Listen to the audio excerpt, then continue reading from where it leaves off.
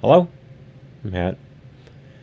Had some problems with this stream. There were a number of starts and stops, and as you can hear quite early, there's an echo that took a while to clear up. It doesn't make it impossible to hear, but it is a bit annoying, so I hope you'll bear with it. What I'm doing here is stitching together all the parts of the video, or the live stream, excuse me, that were interrupted by the power outages, etc., and getting rid of all the reformatting that I had to do to get the stream up again, putting all the windows back up, etc. So this will be a much cleaner version. The echo does go away about, I think, an hour and a half into it, maybe a little under 2 hours into it. So be patient.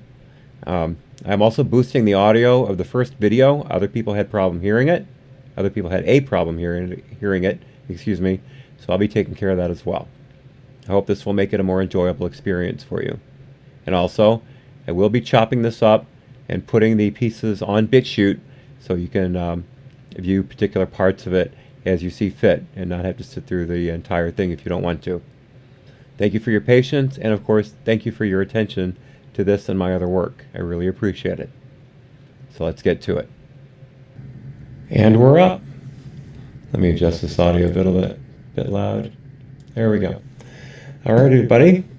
Welcome to the, what is it, August now? August 9th, 2018 live stream titled Gender Wars.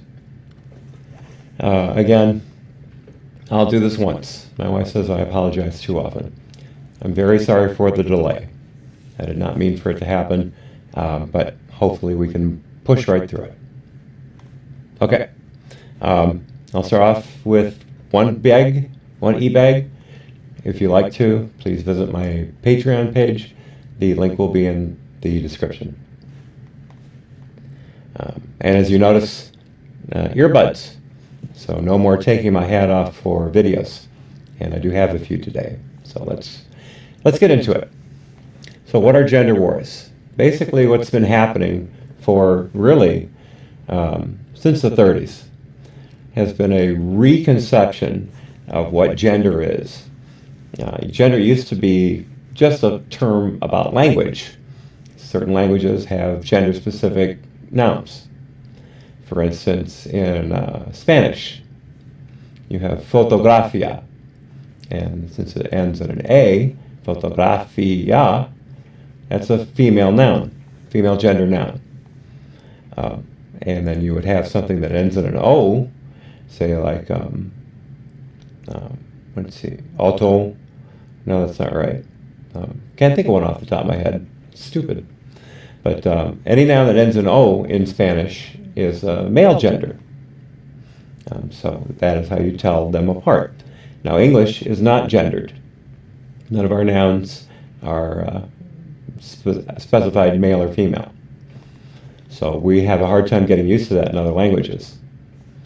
But you can learn it. I learned Spanish, and you get used to that pronoun stuff gendered nouns pretty quickly. So what's going on here? People have been changing the noun gender from referring to a specific type of language to meaning a different type of expression, of sexual expression. And that has become very, very confusing to a lot of people. And it should, because in my opinion, it's flat out wrong. Hey, Anita. Chico. Perfect. Thank you, Anita. Yes, Chico, chica. Chico is a boy, and chica is a girl. I can't believe I didn't think of that. Thank you, Anita. That was a much better example than what I was trying to think of. So to get it more perfect, if you wanted to say the boy, you would say el chico. And for the girl, you would say la chica. The L and the la are both the, but they're specific to that gender. El chica, la, or el chico, la chica. And that is your Spanish lesson for today. So let's start off with the definition of sex. Here we are in Merriam-Webster. You may prefer Oxford, what the heck. Anyway, definition of sex. Either of the two major forms of individuals that occur in many species and that are distinguished respectively as female or male, especially on the basis of their reproductive organs and structures. Pretty simple. Excuse me. A couple secondary definitions, but that sums it up in a nutshell. However, that has been changing, but we'll get to that. First, let's look at good old Bill Nye. Bill Nye and his earlier definition of sex. Let me put that video up. See, inside each of our cells are these things called chromosomes, and they control whether we become a boy or a girl. Your mom has 2 X chromosomes in all of her cells, and your dad has 1 X and 1 Y chromosome in each of his cells. Before you're born, your mom gives you one of her chromosomes and your dad gives you one of his. Mom always gives you an X. And if dad gives you an X too, then you become a girl. But if he gives you his Y, then you become a boy. See, there are only 2 possibilities. XX, a girl, or XY, a boy. The chance of becoming either a boy or a girl is always 1 in 2. A 50-50 chance either way. So there is a nice young lady summing up sex as it is. 2, male, female. Chromosomes, XY, female, XX, male. Sorry, other way around. Sorry, the other way around. I remember it better because of a perfect example of a Calvin and Hobbes cartoon. It shows the opening frame of Calvin just ripping through the house, tearing things to shreds. And the mom, remember the mom and dad were never named, the mom looks at the dad and said, "We could have had a girl. We could have had a beautiful little girl, but no, you had to give me that Y chromosome." I'll never forget that. Calvin and Hobbes, pure genius. So there we go. Sex. What about gender? Oh, okay, Perseus. Best of luck. I understand how mobile connections can be crazy. I was on the train, was it yesterday? Yes, yesterday. I had a doctor's appointment in Chicago, and it's extremely difficult to keep a stream going when you're trying to just watch something that's already on YouTube. The Wi-Fi on Amtrak can be just terrible. So, enough of that. Gender. What is gender? According to Merriam-Webster, a subclass within a grammatical class, such as noun, pronoun, adjective, or verb of a language that is partly arbitrary, etc., etc. We already went over that. B, membership of a word or of a grammatical form in a subclass. C is also showing membership in a subclass. And then secondary definition, sex. So it actually, in Merriam-Webster, codefines sex and gender. They're the same thing, according to Merriam-Webster, and according to us. Hey, Arabear, hello to you too. Thank you. And again, thank you all for being able to come after the delay. I really appreciate it. I'll try not to keep you too long so you're not up very late. I'll try. So anyway, Merriam-Webster, again, codefines sex and gender as the same thing. Thank you, Merriam-Webster. You're not infected by the social justice warrior / feminist ideology yet. Excuse me.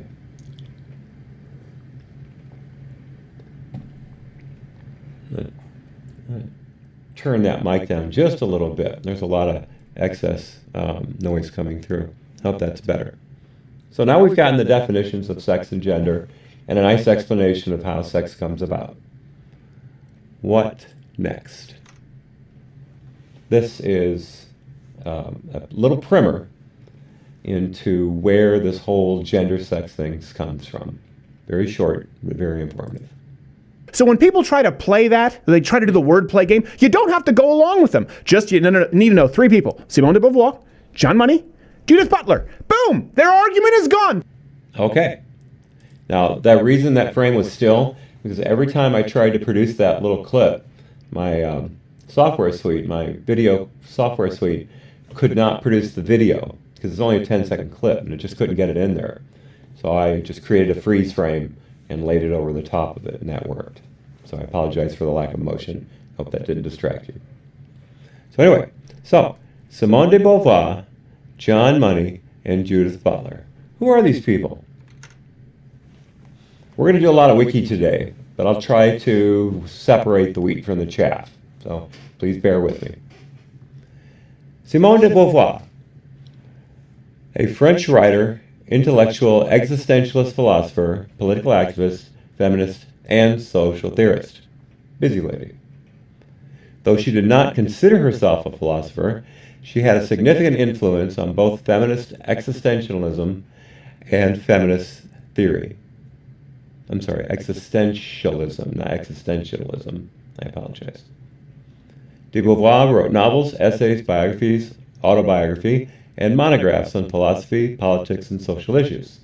She was known for her 1949 treatise, The Second Sex, a detailed analysis of women's oppression and a foundational tract of contemporary feminism, and for her novels, etc., etc. So let's look at a brief description of the second sex. Here we go. The Second Sex, first published in French as I can't read French, turns the existentialist mantra that existence precedes essence into a feminist one. Her famous quote, "One is not born, but becomes a woman." So what she's saying is, that woman, that gender, that she's separated it as, is a social construct. Now see, I would read that sentence as, a woman is a very proper type of female, a woman. I look at that in the old school way. A woman is, what's what I'm looking for? She has those characteristics of being a mother and an independent person. But she has all the style and grace of an adult. You have girls, which are young and frivolous, or studious, whatever, but they're girls. And then you have women, who are adult females. As you have boys, and then you have men. I see that woman and man is a very specific type of person. They're grown up, they're adults, they act like adults. Now what Simone de Beauvoir is saying is that you're socially created into womanhood. I see that we're coming at it from slightly different angles. But her thing is, she separated gender out of it. Now let's look at the second paragraph here.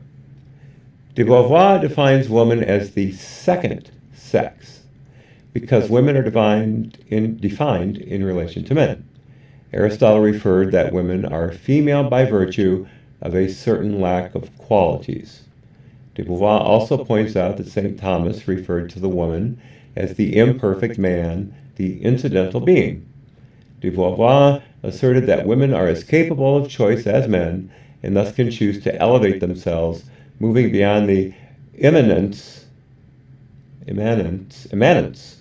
to which they were previously resigned, and reaching transcendence, a position in which one takes responsibility for oneself and the world, where one chooses one's freedom. Okay, so what we have here is theory. Theory about women being socially constructed, turning not from their sex, but becoming a separate person, becoming a new gender. So she starts the ball rolling. It doesn't really get picked up, though, until sometime in the 70s, when feminist theory really kicked off. And at first that was okay, but then the third wave feminism kicked in and things got really ugly. But I'm getting ahead of myself. Let's look at the next pillar. Oh, I beg your pardon. I've been blathering on about gender, and I had something right here. I'll read the first paragraph here. Gender is the range of characteristics pertaining to and differentiating between masculinity and femininity. Depending on the context, these characteristics may include biological sex, i.e. the state of being male, female, or an intersex variation, sex-based social structures, i.e. gender roles, or gender identity. Okay, now here you can see this wiki article was written from the third wave feminist social Marxist theory view, that gender is encompassing of many things. Traditionally, people who do identify as men or women or use a masculine or feminine gender pronoun are using a system of gender binary, whereas those who exist outside these groups fall under the umbrella terms non-binary or genderqueer.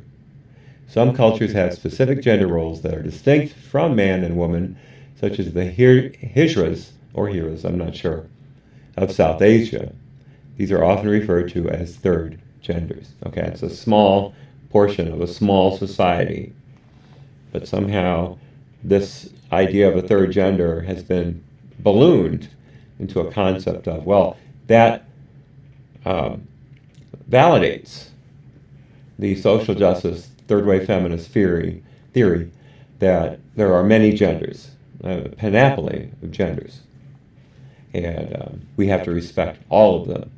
What are all of them? Well, they can't say, but they're there. So again, this is your gender social justice warrior definition in Wiki. Second paragraph. Sexologist John Money introduced the terminological distinction between biological sex and gender as a role in 1955. Okay, so he picked up on Simone de Beauvoir's initial theory. Before his work, it was uncommon to use the word gender to refer to anything but grammatical categories, as we discussed. However, Money's meaning of the word did not become widespread until the 1970s, when feminist theory embraced the concept of a distinction between biological sex and the social construct of gender. Social construct. So again, you can see where this is coming from. You can see the lens that this article is being written through.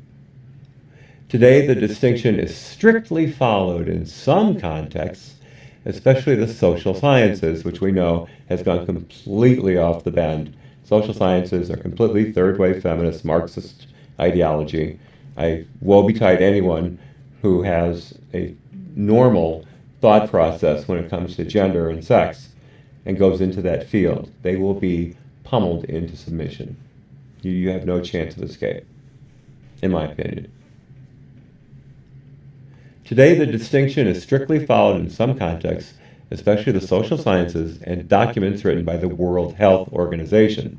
Well, the World Health Organization is so valid, so completely respectable, that the U.S. pulled out of it, because we're tired of their idiocy. Correct me if I'm wrong, but I'm pretty sure the current administration pulled us out of the WHO. Again, set me straight if I got that mixed up with another UN organization that's equally worthless.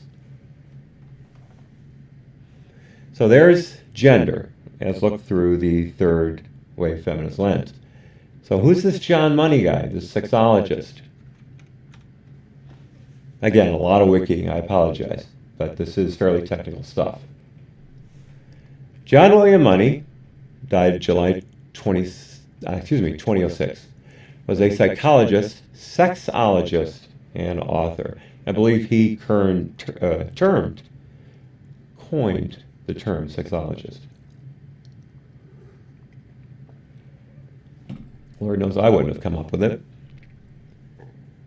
Specializing in research into sexual identity and biology of gender. He was one of the first scientists to study the psychology of sexual fluidity and how the societal constructs of gender affect an individual. So there we go again with the Marxist lens. More recent academic studies have criticized Money's work in many respects, particularly in regards to his involvement with the sex reassignment of David Reimer. We'll get into that in a little bit. and his eventual suicide. We're talking about David Reimer's suicide. Money's writing has been translated into many languages and includes around 2,000 articles, books, chapters, and reviews.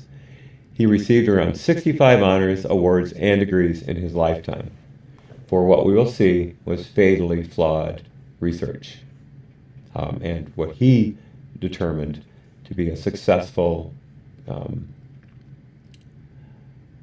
outcome to gender reassignment through his therapy. Therapy. So, who is David Reimer, and what are we talking about with the sex assignment? During his professional life, Money was respected as an expert on sexual behavior, especially known for his views that gender was learned rather than innate. Many years later, however, it was revealed that his most famous case was fundamentally flawed. Now again, this is a guy who got 65 honors, all kinds of degrees, all kinds of laudatory events, yet the main body of his work, the cornerstone of his career, which was lauded, there's that word again, as breakthrough, as completely changing the idea of gender and sex, and making it possible for the world to see things as that fluidity being real. It was wrong, but that wasn't corrected for decades. In fact, the Money-Reimer study is still taught in psychology and sociology, and rarely is the fatal outcome of it described. Rarely. So what's this fatal outcome? What am I talking about? Let's get to it. The subject was the sex reassignment of David Reimer, born as Bruce Reimer, in what later became known as the John Joan case. The natural and physiological sex of Reimer was male, and his karyotype was 46XY. So, XY chromosome, male. In 1966, a botched circumcision left 8-month-old David Reimer without a penis. This is one of the reasons I am fully against circumcision. Circumcision is male genitalia. What's the word I'm looking for? It's cutting. It's cutting the male genitalia. FGM, female mutilation. Thank you. There it is. Male genitalia mutilation, and there's no reason for it. It's purely cosmetic. The old things about curbing masturbation and a hygiene effect are bogus. So circumcision is beautifully flawed, perfectly flawed, and completely unnecessary. Don't circumcise your kids. That's my advice. I mean, look what happened to this guy. A totally unnecessary procedure, and he lost his penis. And it gets worse. Money persuaded the baby's parents that sex reassignment surgery would be in Reimer's best interest. I have no idea how Money got involved in this case. At the age of 22 months, Bruce underwent an orchidectomy in which his testicles were surgically removed. He was reassigned to be raised as a female and given the name Brenda. What in God's green earth was the possible justification for this? Born a male, XY chromosome, loses his penis to a botched operation, and they decide to turn him into a female. To what possible end? What was the worth of this? Oh my God. I get choked up just trying to think about it. Can you imagine if that happened to anyone you know?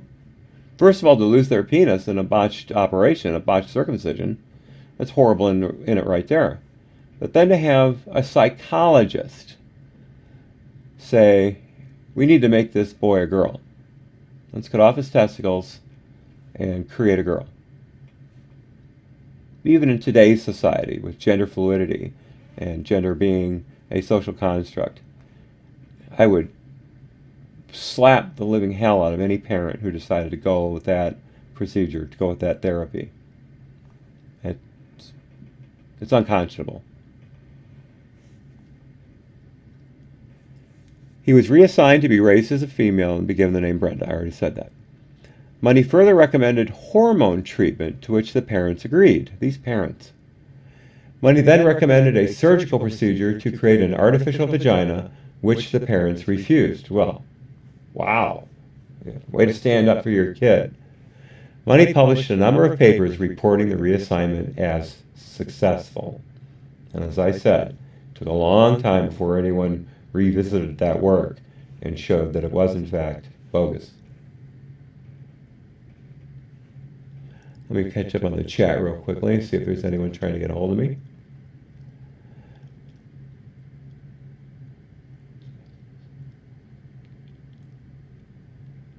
Yes, sorry, Bear. David Reamer is an incredibly sad case. It's amazing how few people know about it. Okay, I've caught up on the chat. All right, so.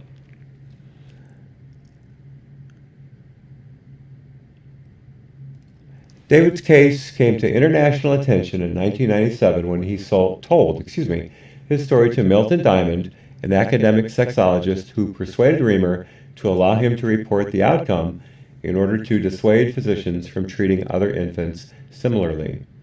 Can you imagine how many cases may have happened that did not get the attention that Reamer's case got?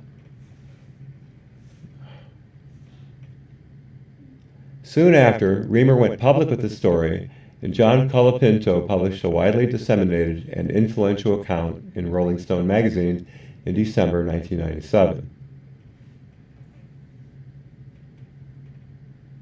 In 2000, David and his twin brother, Brian, alleged that Money forced the twins to rehearse sexual acts involving thrusting movements, with David playing the bottom role. He said as a child, Money forced him to go down on all fours with his brother, Brian Reamer, up behind his butt with his crotch against his buttocks, and that Money forced David to have his legs spread with Brian on top.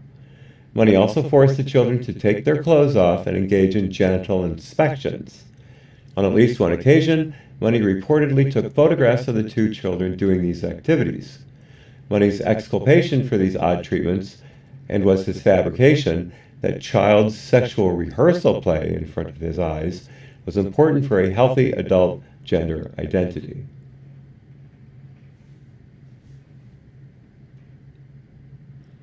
Skip ahead. On July 1st, 2002, Brian was found dead from an overdose of antidepressants. On May 4, 2004, after suffering years of severe depression, financial instability, and marital troubles, David committed suicide by shooting himself in the head with a sawed-off shotgun at the age of 38. Reamer's parents have stated that Money's methodology was responsible for the deaths of both their sons. I've also read that right around age 8 or 9, Brenda became aware that he was a boy. Just internally realized he was a boy. And when he was playing and no one was watching, he would play with his brother's toys. He didn't want to play with the female toys, the girl toys that had been given to him, that was forced upon him, were forced upon him. Also, because of the botched circumcision, they created an opening in his abdomen through which he could relieve himself. Later that was fixed. But could you imagine the trauma of all this that he had gone through? I mean, it's no wonder that he and his brother ended the way they did. Tragic, completely tragic. But an entire theory, an entire movement of gender reassignment was based on this flawed study. It was based on this cruel and inhumane procedure that Money put these boys through. And remember, it wasn't just Brian, who was affected negatively by this. His brother was also forced into this sex play as children, when they probably barely knew anything about male and female, much less actual sexual activities. Yet they were being forced to create it, perform it in front of this psychologist, this sick, perverted psychologist. There are good psychologists out there, don't get me wrong, but it can be tricky to find one, especially nowadays with so much third-wave feminism and Marxist ideology out there. So be careful. Be very careful. Vet your people thoroughly. Okay, so that's John Money in the Reamer case.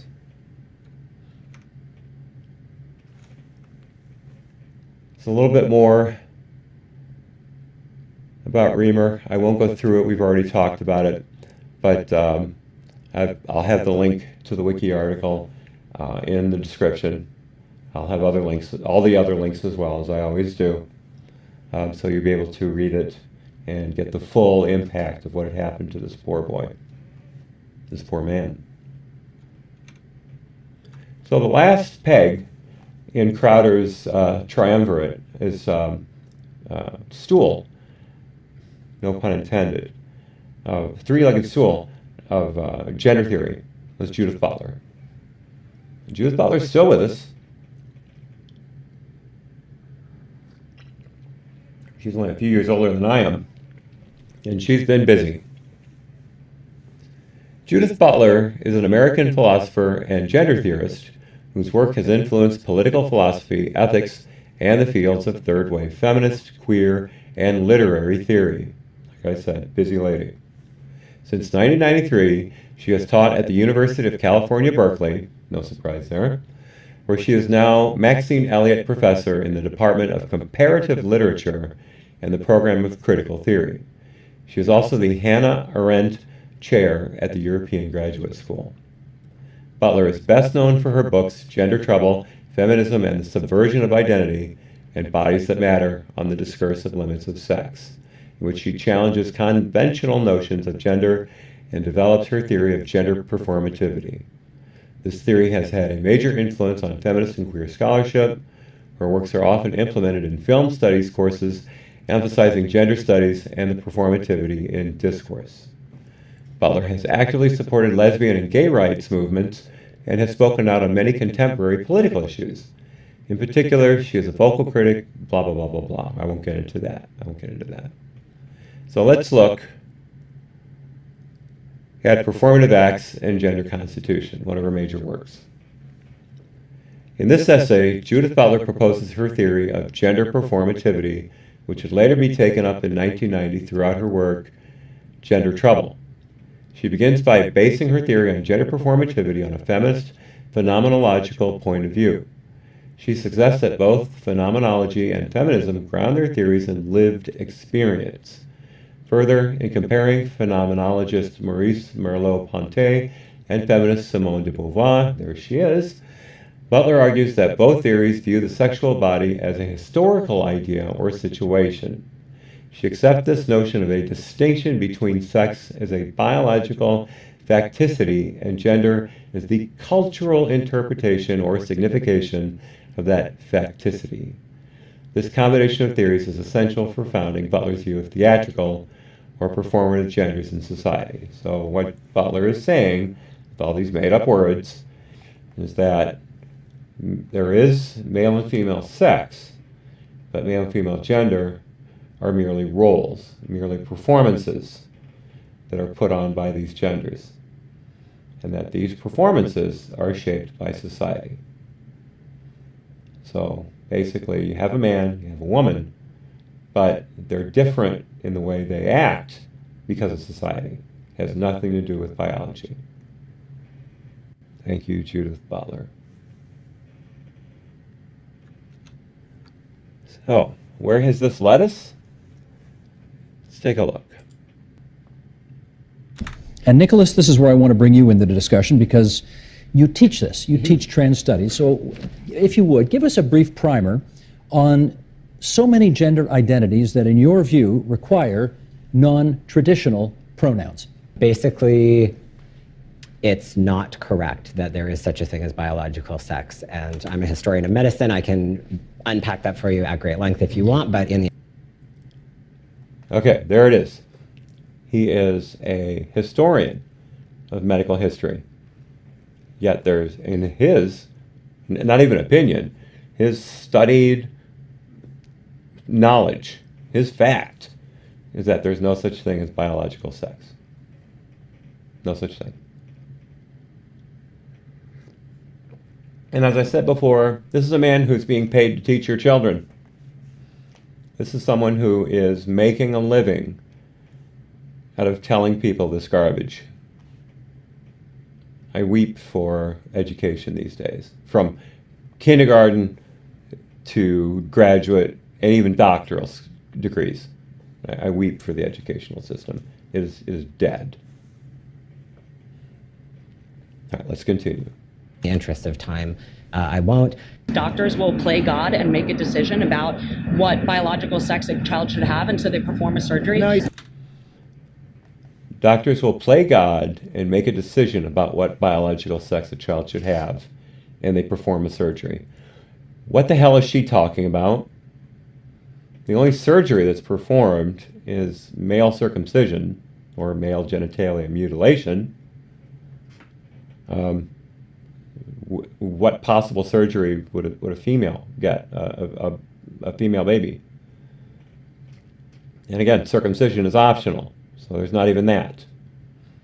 So she's talking out of her ass. Excuse my language, but there it is. That's what she's doing.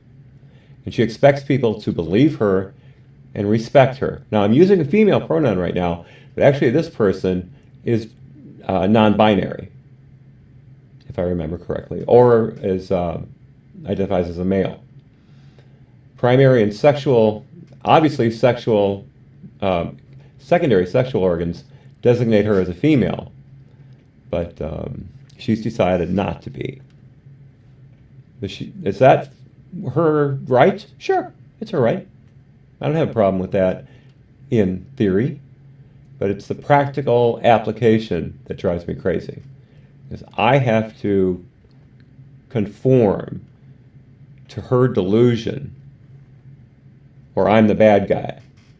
I'm the one who's creating violence in her direction, or his direction, or their direction. Let's just say there. I'm creating violence in their direction by my words. I am contributing to the murder of non-binary and transgender people through my words. I'm contributing to the 43% higher suicide rate among the transgender community through my words, by not referring to that person by their proper pronouns. It's all my fault. I'm not putting up with that. Let's continue. Like in terms of physical manifestation, right? Sure. So then why should they have to choose I'm a male or a female if they were not born a male or a female? Okay, so you're saying that male and female is a gender, not a sex. Yes. You're confused on the idea of gender versus sex? I'm confused, okay? Yeah, okay. So when we say there are only two genders, we often confuse the idea of gender and sex. Sure. Sex is a generalization of XY chromosomes. Sex is a generalization of XY chromosomes. There's that language again. What does that mean? It means nothing. It means absolutely nothing. But that's what we're told to expect. That's what we're told to believe. To respect is what I meant to say.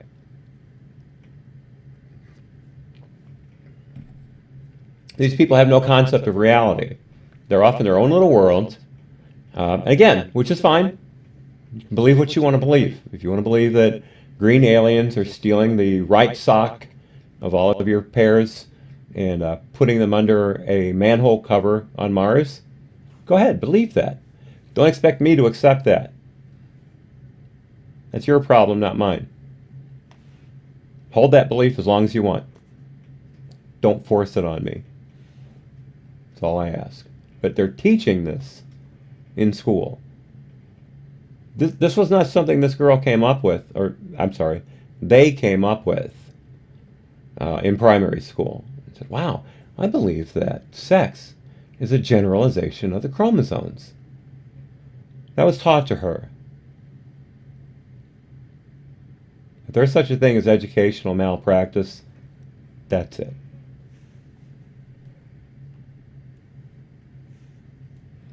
All right, let's get back to our wiki articles.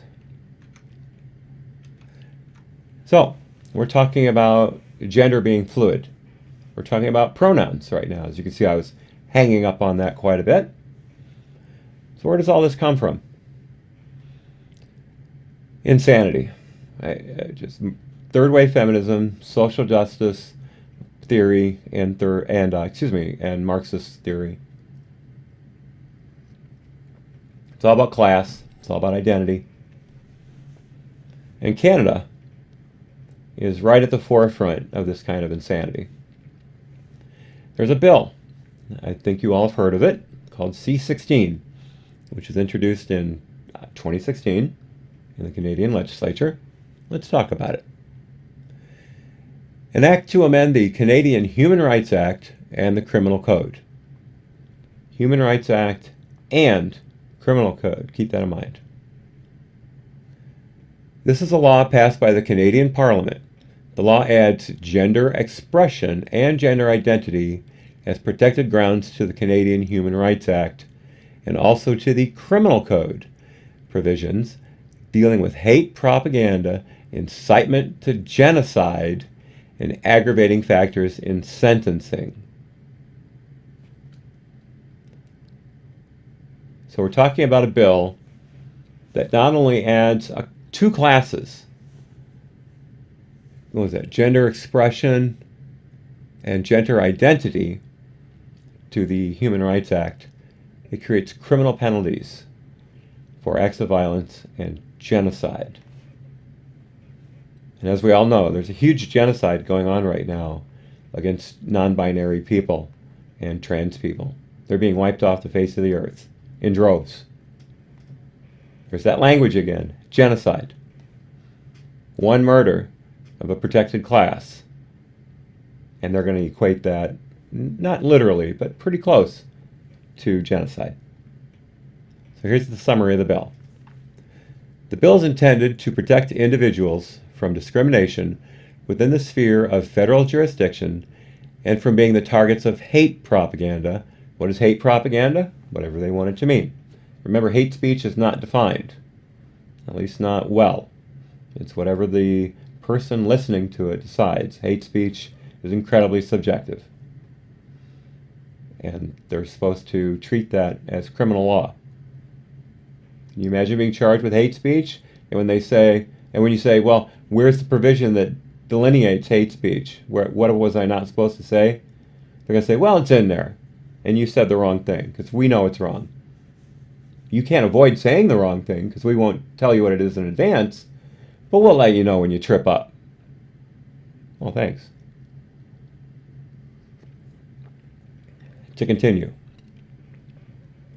The bill adds gender identity or expression to the list of prohibited grounds of discrimination in the Canadian Human Rights Act and the list of characteristics of identifiable groups protected from hate propaganda in the Criminal Code. It also adds that evidence that an offense was motivated by bias, prejudice, or hate based on a person's gender. Let's read that again, it's a little awkward. It also adds that evidence that an offense was motivated by bias, prejudice, or hate based on a person's gender identity or expression constitutes an aggravating circumstance for a court to consider when imposing a criminal sentence.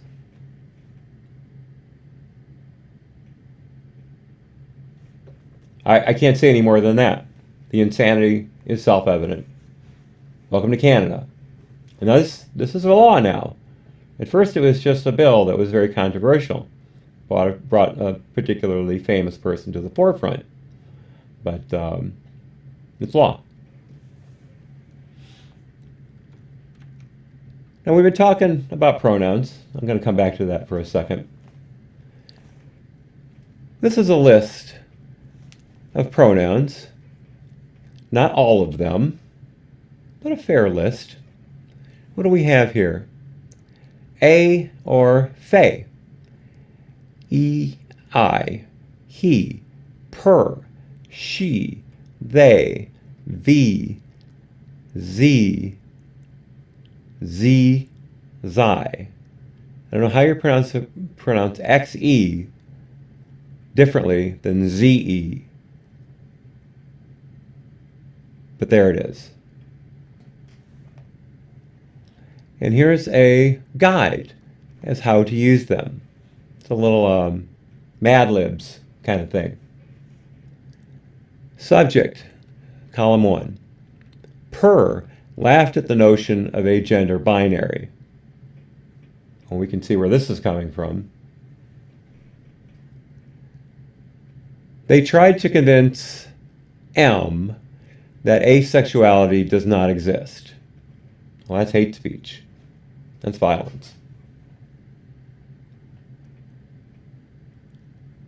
Per's favorite color is unknown. Well, ask Per. They'll tell you. The pronoun card is viz. Sure. And the last one. Herself thinks, I'm sorry, let's go back to that. Z thinks highly of herself. Hi, Lucy. How you doing?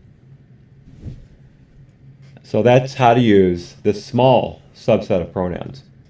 I have heard there are upwards, at least 72 different sets of non-binary pronouns. That was the first number I heard. Other numbers have been thrown around quite extensively. But 72 was the first number I heard, and I've seen it in print. So it's not just a thing that was like, oh, I think it's 72. And I've seen that in print. Is it exhaustive? No, I'm sure not. But all this is made up. This is people sitting around saying, wow, what else could I say? What else is there? How about per? Not P-U-R-R, kitty cat. Not P-U-R-R, but P-E-R. Per. Let's use that. Let's use V. That sounds good. These mean nothing. So I'm going to come back to my old bugaboo, language. This group of people is trying to force you into using made-up language.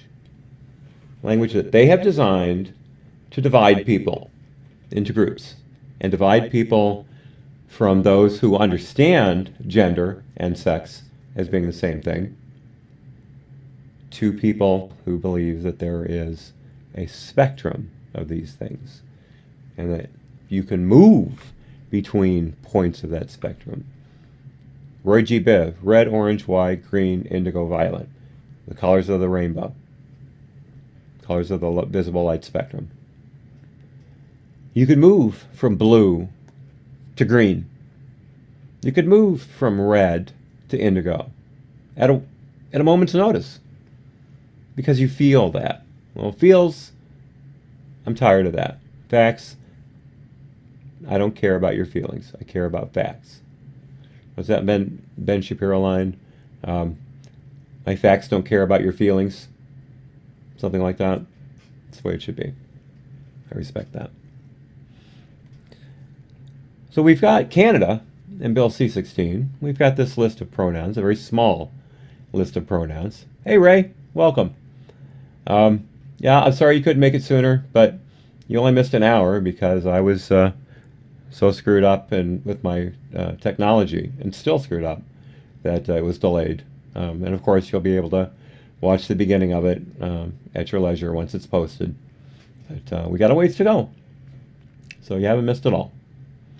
So anyway, here we are talking about the spectrum, the pronouns. Where has this gotten us? Well, obviously in Canada, it's against the law to not use these pronouns, to not recognize gender identity as being a human right. And they can put you in jail for a longer period of time if you commit an act of violence or any other act, I'm sure, against a gender non-binary person and they feel that you used that part of their expression, that part of their being, as a aggravating factor in attacking them. I don't know why that would ever come up, but I'm sure they could pretend that it did. I'm sure the person so afflicted by that crime would scream foul. He did it because he didn't want to call me Z. And I'm sure the Canadian courts will go with it. So is that limited to Canada? Is that the only place this is going to happen to you? No. This actually happened before Bill 16. New York City will fine you $250,000 for misgendering a transsexual. Now, remember, there's a difference between non-binary, gender fluidity, and transsexual. But that line is being blurred more and more every day, much to the disdain, much to the discomfort of the transgender community. Why would you want a bunch of tweens being equated with your disorder? I mean, can you imagine someone who, well, like Whitney Thore in the professional victim video, she's equating her obesity with amputation, acid attack scars, chronic illnesses, and mastectomy. All of those things are equal to her morbid obesity. So can you imagine a transgender person having to share their identity with some idiot tween who thinks that they're pansexual? It's ridiculous, but that's where it's going. Let's get back to the article. In the latest astonishing act of draconian political correctness, the New York City Commission on Human Rights have updated a law on discrimination on the basis of gender identity or expression to threaten staggering financial penalties against property owners who misgender employees or tenants. Incidents that are deemed willful and malicious will see property owners face up to $250,000 in fines, while standard violations of the law will result in a $125,000 fine. Well, how fair? No, you can't have my coffee, Cat. You can't have my coffee.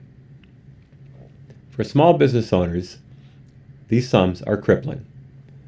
It's not as simple as referring to trans men he or trans women as she either.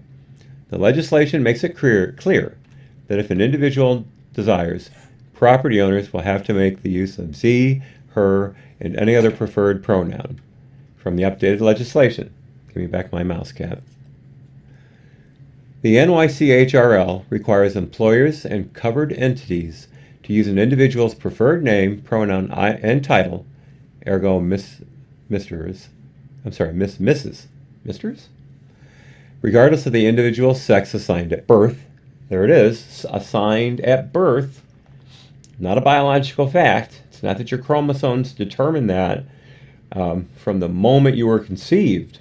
No. You were assigned by a doctor who performed a surgery. Remember, that's what they said.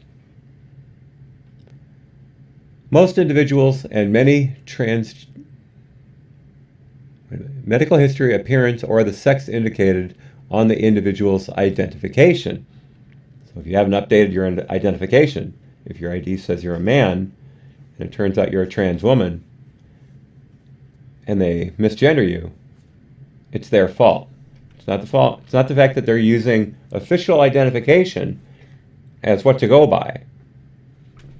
It's their fault because they didn't read your gender properly. They didn't read your gender pronoun properly. Most individuals and many transgender people use female or male pronouns and titles. Well, yeah. But most individuals and many transgender. None of my transgender friends who say the trans women friends, they don't refer to themselves as he. They say she. Same with the trans men. I know more trans women than trans men. That tends to be the most prevalent direction that trans people go from women to men. I mean, from men to women. But they use the pronoun of the gender they transition to. But this statement here, many individuals, so again, that's equating, or pulling into the tent non-binaries, and many transgender people use female or male pronouns and titles. Of course, but they use the ones that they identify as. But if you use the wrong one, they're going to rack you up for anywhere up to $250,000. Now again, this is malicious, but define malicious. If you say, hey, I'm your new tenant, and I prefer to be called Z, and you say, well, I'm not going to use that, I don't believe in made-up pronouns. Are you a man or a woman? Is that malicious? Are they going to nail you to the wall for that? Probably. Probably. Oh, thanks, Arbear. That is a cute cat. Arbear, let's read this. This New York City bill will likely just isolate transgenders. People won't want to take the chance in talking to them. Absolutely. Absolutely. That is what's happening with this identity politics. It's creating all of these classes, and people are afraid to communicate with those different classes because they all have separate rules. You can't be racist. If you're a white person, you can't be racist to a black person or a Hispanic or Latino person, or Latinx, whatever, Latinx. You can't be racist to them, but they can be racist to you. There's no such thing as reverse racism. Yeah, there is. It's called racism. So that whole power and privilege thing. There's language again. They're making up a new definition for racism to fit their needs and to put you down, to put you in a smaller box. So again, with transgender people, you're going to be afraid to walk up and start a conversation because you're going to be afraid you're going to use the wrong pronoun, and the next thing you know, you're going to be slapped around with a fine. I'm sure most transgender people, the vast majority of transgender people, wouldn't care the first time, or even if you slip up once or twice in conversation. It's happened to me. You make a mistake, boom, goes right, by the way, or they don't even mention it. It's like, he made a mistake, I'll let it go. Because people are people. People are not perfect. But you're going to get that odd percentage of people, that slim percentage, who take offense, take morbid offense, and will ring you up. We'll get a hold of the Human Rights Commission and have you fined. Now again, the transgender community, I doubt there'd be very many at all who would do that. But the non-binary community, the gender fluid snowflakes, oh man, they're going to be screaming. They're going to be massively offended because that's what they do. They walk around offended. These are the least humorous people in the world. They want to be offended, and they will take it out on you at a moment's notice. Pure projection. But it happens. It happens. Finish up here. Other violations of the law include refusing to allow individuals to use single-sex facilities, such as bathrooms that are quote-unquote consistent with their gender identity, failing to provide employee health benefits for gender-affirming care. Gender-affirming care. Does that mean hormones? Does that mean you have to pay for their estrogen or testosterone therapy? Does that mean you have to cover gender reassignment? What is gender-affirming care? I'm sure it's broad enough to put people in such a state of limitations that they will go out of their way not to hire transgender and gender fluid people because they don't want to be screwed over by this kind of all-encompassing medical coverage. And again, you're creating a special class because I'm transgender, I get all this extra health care. Is that fair? You determine that. It's not up to me. Personally, I don't think so.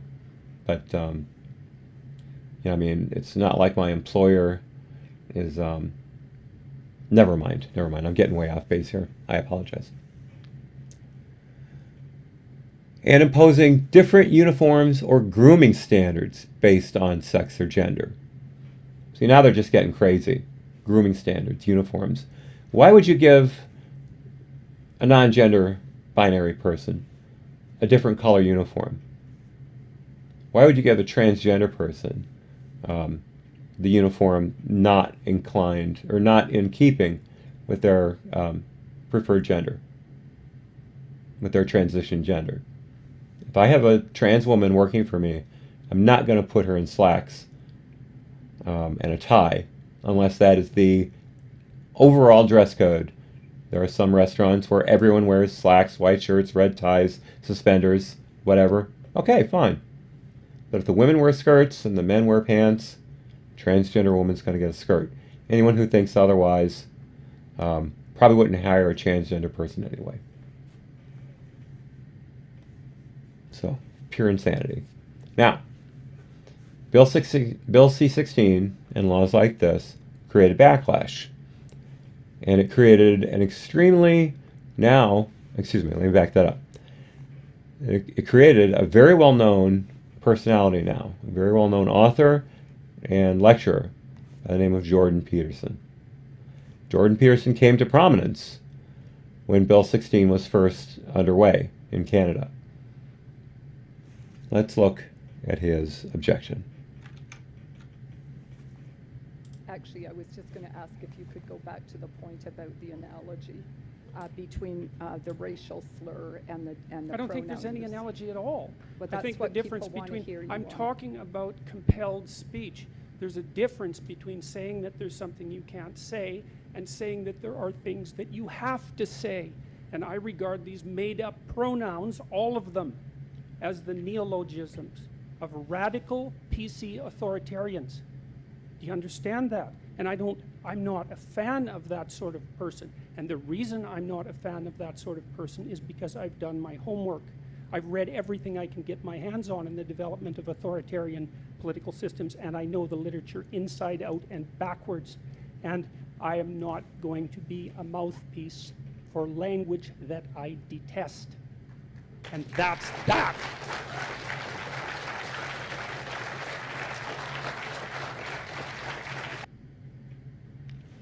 There is a man who was confident in his convictions, and this has made him internationally famous. He started out just a professor, I believe at the University of Toronto, who said, in my classroom, I'm not going to use your made-up pronouns. If you're a biological boy, you're going to be called a boy. If you're a biological girl, you're going to be called a girl. If you're a transgender woman, I'll call you she. If you're a transgender man, I'll call you he. But no Z, zer, I, tier, whatever. Oh, I think I just made up one. Tier. T-I-E-R. That's mine. I now identify as tier.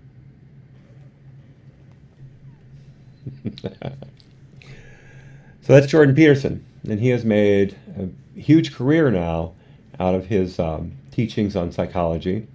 He is a very accomplished psychologist. He used to do private practice, but he has gotten so famous, so internationally needed for speaking engagements and such, that he has dropped his private practice. You may be aware of his new book, 12 Rules for Life. It is an international bestseller. He's on the talking circuit. He is part of the intellectual dark web. And if you check out his channel, I'll put a link to that in the description. Jordan Peterson channel.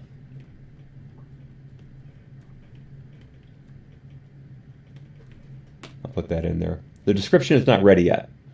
that technical difficulties prevented me from putting all the links into the description already. It will be there, but you may have to come back to the video to see them, depending on how long it takes to post.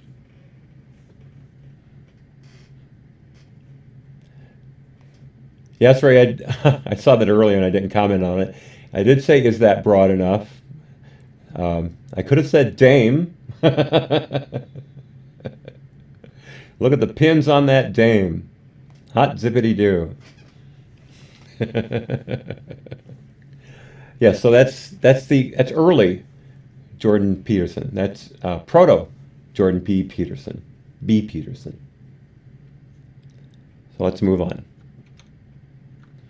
Now, as I'm saying, they're trying to blur the lines between non-binary and transgender, much to the detriment of the transgender community. There were people like Riley Dennis, who initially was quite derided for referring to herself as a trans woman while doing nothing other than wearing long hair and a little bit of makeup to actually become a trans woman. Now, I'm not saying everyone has to go through gender reassignment, but Riley still had a girlfriend. Not transgender people don't have to be gay. That's irrespective of your sexual orientation. You can still be trans one way or the other.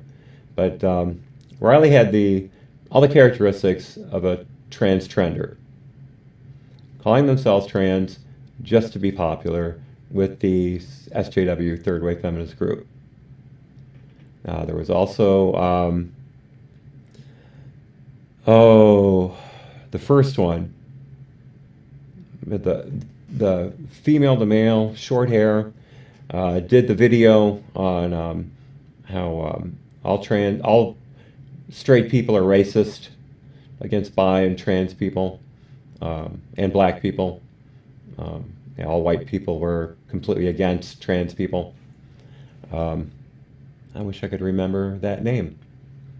That was the first really popular YouTube transgender, and that person ultimately started on hormone therapy out of what I feel was just peer pressure. I don't think they ever really wanted to transition, but there was so much backlash against them for their views, especially the video I just described, that they felt it necessary to move on to actual transition. And if I'm not mistaken, Milo Stewart, thank you, Ira Bear. I was never going to get it. Once again, Ira Bear comes through. 5 stars for Ira Bear. Many stars. Thank you, Milo Stewart. And Milo transitioned through hormone therapy. And if I'm not mistaken, correct me if I'm wrong, but Milo ultimately stopped hormone therapy after his voice got deep, his features got more masculine. I believe he decided to go back to being a she.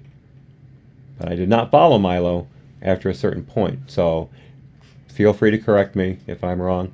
I will shout it out. Again, I can be wrong, so I'm not afraid to say so. So anyway, let's define transgender. Let's get that delineated properly. Transgender people have a gender identity or gender expression that differs from their assigned sex. So we can see what lens this is written through. You are not assigned a sex. You are born, male or female. No one has the job of assigning you a sex. Just because the doctor says it's a boy or it's a girl doesn't mean that they're wrong or they're doing this because they feel they have the power to create whatever segment of society they want to. The doctor doesn't say, gee, I assigned 4 boys today. I had to crank out a few girls. It's biology. But here it is, assigned sex. Crazy. Don't let them get away with language, people. Transgender people are sometimes called transsexual if they desire medical assistance to transition from one sex to another. Transgender is also an umbrella term, in addition to including people whose gender identity is the opposite of their assigned sex, trans men and trans women. It may include people who are not exclusively masculine or feminine, people who are genderqueer or non-binary, including bigender, pangender, gender fluid, or agender. All made up words. None of them have any actual meaning in regular language. These are all made up words. But they want you to respect them. They want you to say, oh, are you agender or pangender? Why, actually, I'm zoogender. There's another one I just made up, zoogender. I'm going to use that too. My pronouns are tier, tear, entire, and I'm zoogender. Other definitions of transgender also include people who belong to a third gender. We talked about that Southeast Asia tribe, the Hiras or the Hirjas. Infrequently, the term transgender is defined very broadly to include cross-dressers, regardless of their gender identity. That's flat out wrong. Drag queens, cross-dressers, are not transgender. They're usually homosexual, sometimes straight, who desire to wear the opposite sex's clothing. They're not transgender. Again, they're taking a specific term, a specific medical category, and blurring the lines. In fact, destroying the lines between transgender and non-binary and agender, blah, blah, blah, blah, blah, allowing them all to be called transgender. And who said they can do that? Did they ask the transgender community, hey, do you mind if Milo Stewart is a transgender person, even though all they do is cut their hair short? Do you mind? Do you mind if zoosexual person gets covered under your umbrella, thereby diminishing your role in society, thereby diminishing your place in society? Allowing people to say, well, some transsexual, I don't remember if it's a he, she, or a zoogender, whatever. Did they ask to do that? No. It's feminism, it's SJWs, it's Marxist ideology, just taking terms and erasing them and then creating their own definition of them. They're abusing language to their own ends. Don't let them get away with that. I'll say that over and over. So we've talked about transgender, and according to this article, that should include bigender, pangender, gender fluid, and agender. Agender? Seriously. So what about genderqueer? Isn't that different? Well, according to this last article, they're the same. But let's look at the definition of genderqueer and see if it actually should apply. Genderqueer, also known as non-binary, is a catch-all category for gender identities that are not exclusively masculine or feminine. Identities which are outside the gender binary and cis-normativity. Okay, there's another new word, cis-normative. You have initially it was, remember, the transgender community, 0.6 to 0.3% of the population.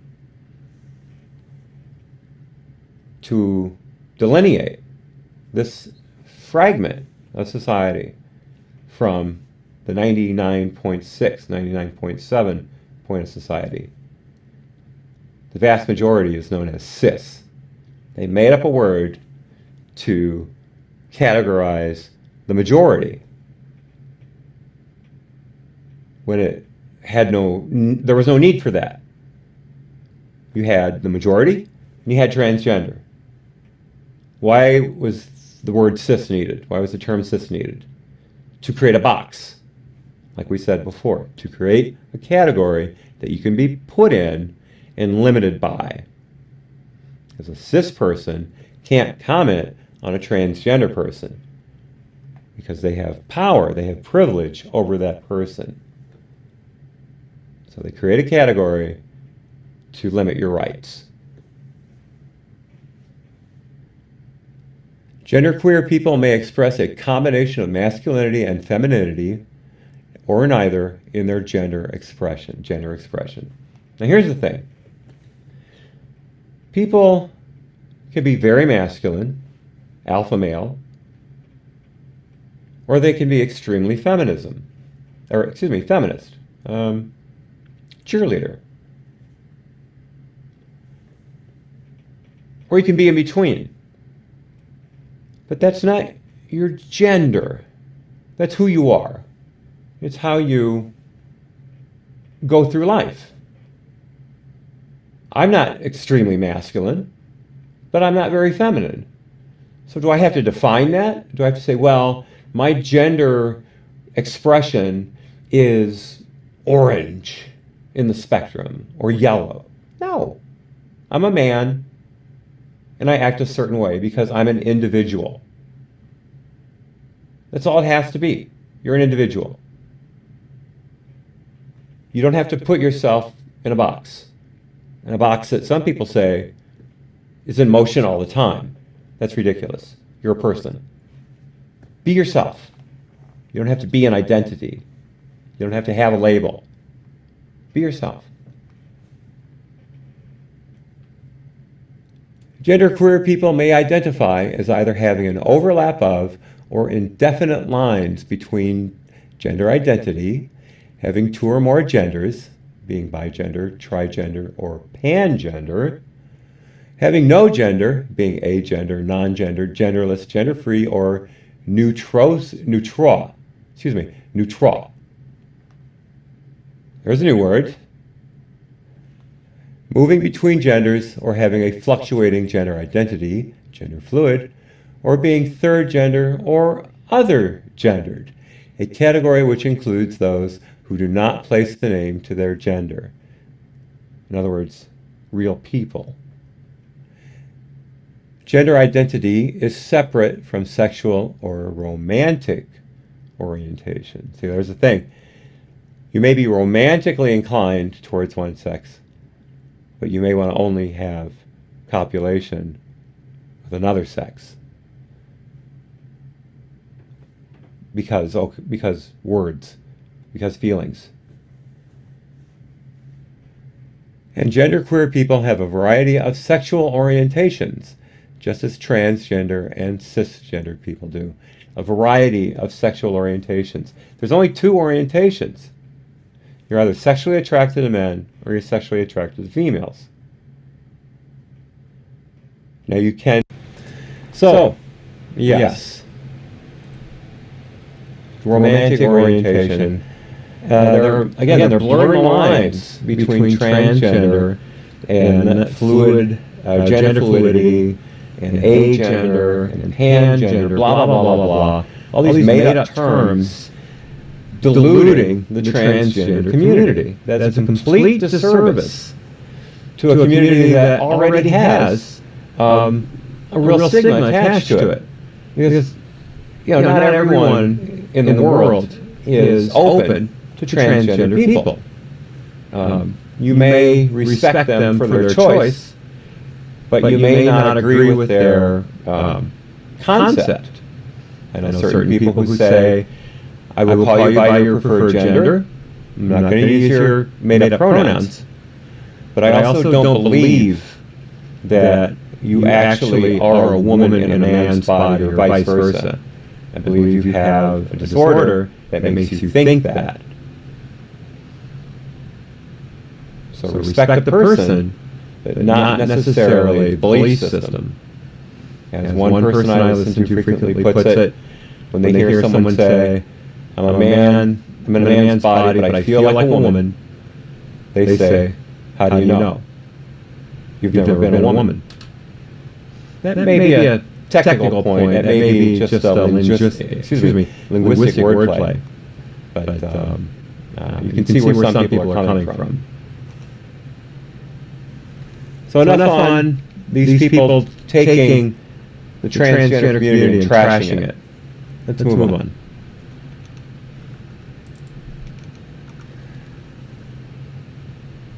All right, I was going to play another video, but that all went away. So let me get back to it.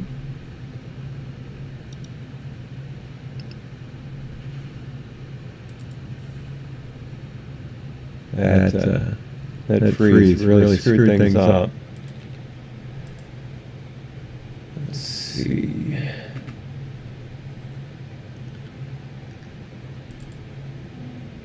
No. Here we go. I see all of my files. My complete rat's nest of files. There we go. Okay. So we played Gender Idiots. Now we're going to talk about parents explaining gender. There was a video that came out not too long ago, maybe a month and a half, 2 months ago, from this insane outlet called Cut. Search for them on YouTube and you will see a string of videos that strain the imagination and also strain the stomach in some instances. And this is one of them. This is a video where parents of various gender identities try to describe to their children how gender is fluid, how gender is something that society tells you to be. Here's a very brief cut of that.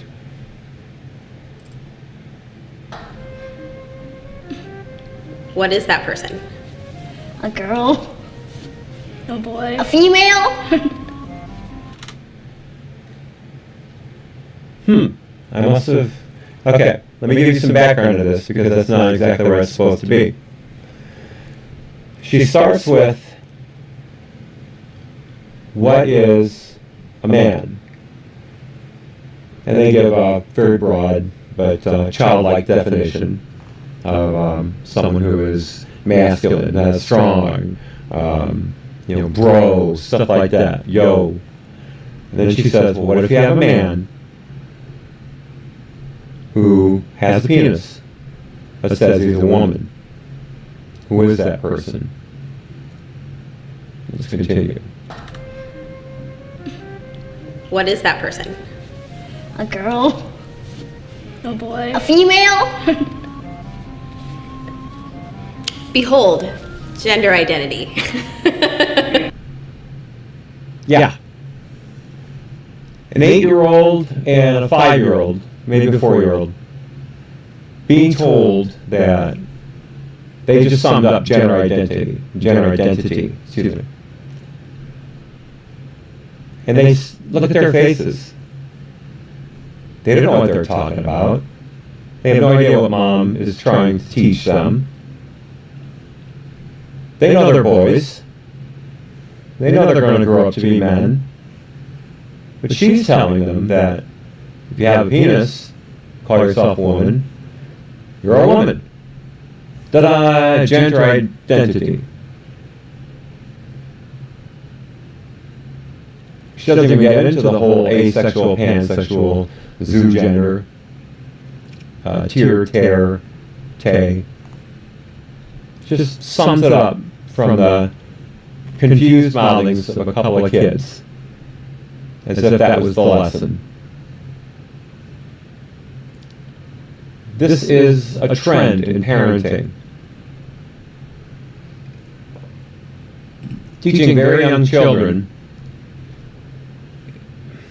inane and, frankly, bullshit ideas. So that is parents explaining gender. A parent trying to explain gender and doing an insane job of it. Pretending that she created a teaching point, a learning point in their lives, when they're just as confused now as they were before she started. So what's happening with all this gender expression, non-binary stuff? Well, you may know one of the first things that came up were gender-neutral restrooms. Now, this was made pretty famous in a TV show back, I believe, in the either late 90s or early 2000s called Ally McBeal, about a young female lawyer who wanted to have it all, but never did. And they had, in their law offices, a gender-neutral bathroom. It was open to both sexes. So I didn't say all genders, both sexes. And that was a thing in Europe, public restrooms that were you'd be able to use by both genders. But here's an expression of that. Now notice, we're still using the I can't think. It's an ideogram. Is that what they call it? These pictures. They're supposed to designate things like no U-turn, things like that. But what we're seeing here is one that has half a skirt. Is that gender expression? Is that a societal construct? And then we have just what would be a representation of slacks for a man. Whichever. Perfect. Now this created some controversy. Yeah, I will, let me go back to that. I will have in the description some stuff about the bathroom laws in the United States. I believe that was kicked off by the North Carolina gender bathroom law, which was found to be unconstitutional, where they said you have to use the bathroom of your biological sex.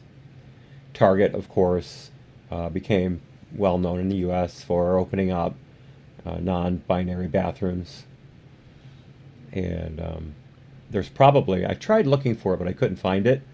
It may be state by state, but I'm sure there are registries of places where you can go to non-gender bathrooms, or that allow, I should say, another point, or that allow people who identify as one sex to use that sex's bathroom, even though they have the genitalia of the opposite sex. So a trans woman who has a beard and a penis being allowed to use the woman's bathroom, much to the chagrin of any traditional woman who is in that bathroom.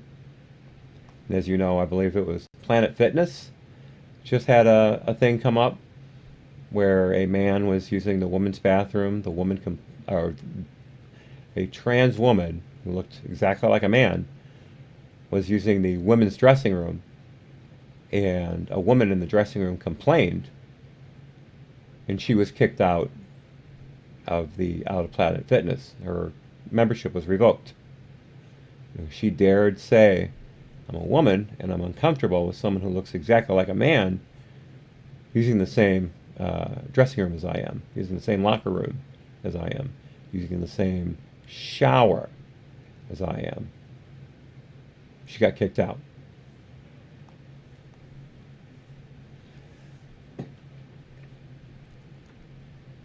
So we've got gender-neutral bathrooms, or the ability to use one bathroom for your preferred gender as opposed to your biological gender. And we'll set assigned gender. See how that's creeping into the language? Creeping into the lexicon? I almost said assigned gender. And I have been railing against that for the last half hour. It's insidious. Don't let it happen to you. Let me be a bad example.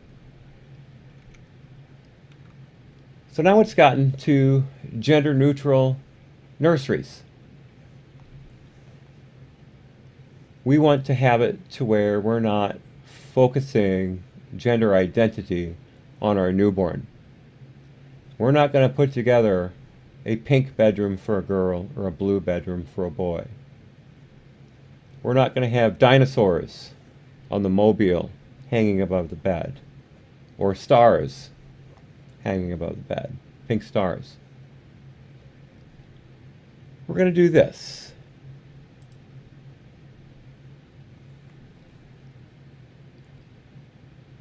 Does that look comfortable to you? Yeah, it looks comfortable.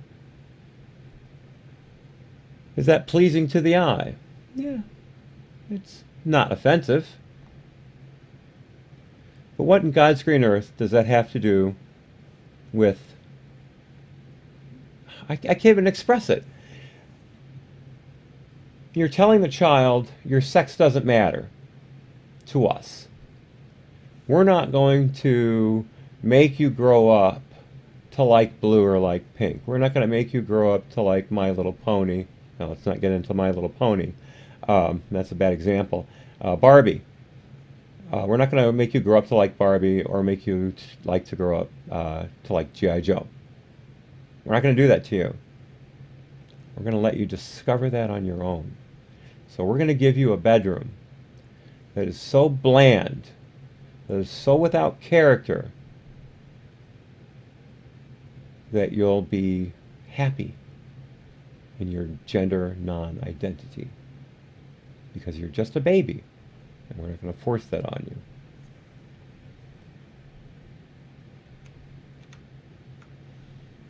So that's expanded. Now we have a thing that came out last year. Oregon adds a new gender option to its driver's licenses. X. So you grow up in a gender-neutral nursery. You grow up with gender-neutral toys, gender-neutral clothing, which we'll get into in a second. And you can decide as an adult, you're not man, you're not woman, you're X. And your official ID, which is for most states your driver's license, will reflect that. A decision by Oregon's Transportation Commission makes it the first state to allow residents to identify as non-binary, a third gender option beyond male or female. Beyond male or female. Not in between, not in difference to, not different to, excuse me, but beyond. To gender identity and beyond.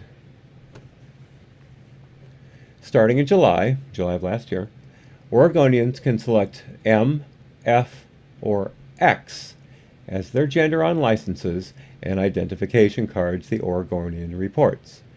Applicants who want a new ID will pay fees for a replacement or renewal.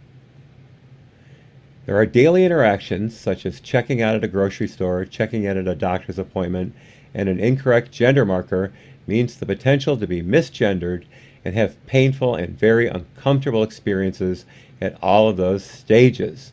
Jay Gibbons, a 26-year-old college counselor, told Oregon Public Broadcasting. I'm incredibly thrilled to be an Oregonian right now, says Gibbons, who identifies as non-binary. And here to the right, we have a picture of Jay Gibbons. That's not J-A-Y. That's just the initial J, period, who identifies as non-binary. This is who kicked off this whole thing. This person's lawsuit created that third gender, that gender beyond male and female for Oregon licenses. And that has been reflected in a number of other states recently. I believe Maryland also has that.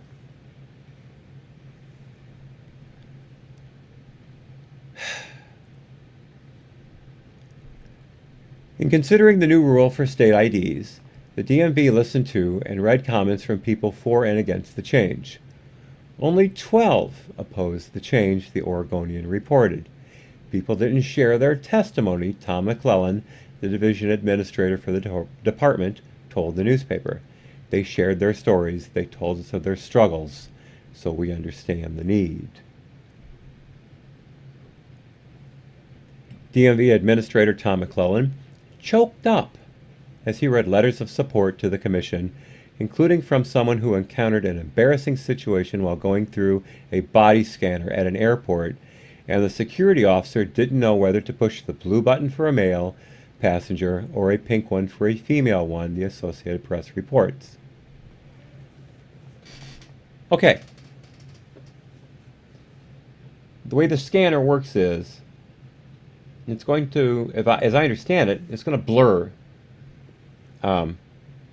the primary and secondary sexual characteristics in the scanner to keep from the image that the TSA agent looks at from being pornographic, in a sense, from being a overly accurate silhouette. If I'm wrong about that, please correct me. But what are you supposed to do if a person with female genitalia says, well, identify as a male, and you push the wrong button? That's ridiculous. How is that hurtful to you that they push the blue button instead of the pink button? I suppose you're going to sue over the fact that the buttons are blue and pink, because that's sexist. That's gender conformity. It's forcing gender normativity upon you. I'll wait. I'm sure it's going to happen. You heard it here first, folks.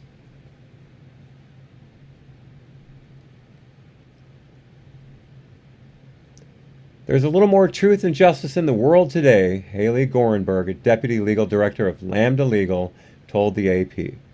She said that when people's appearance doesn't appear to match gender markers on ID cards, they endure insults and psychological trauma that could largely be averted if they had an option to use a gender marker that does not contradict who they are.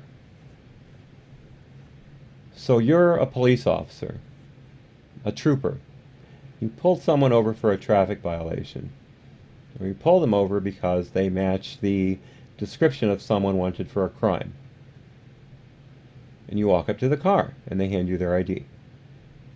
And it says, J. Gibbons, sex, X.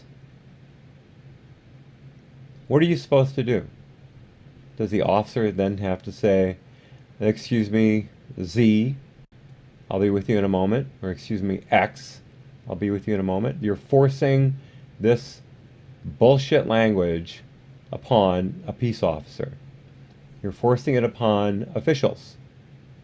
You're forcing it upon checkout counter people, people who accept your check, people who accept your credit card. You're forcing them to conform to your made-up gender. That's what Jordan B. Peterson has been railing about. That's what started him on this road to fame, to notoriety, because he refused to put up with this forced language, with this forced acceptance of something that has no basis in science.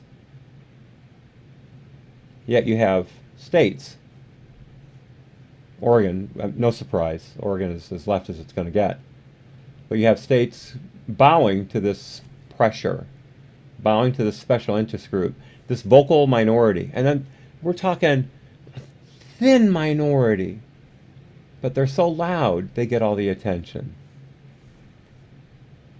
Let's look right here in this picture. I'm going to blow that up a bit.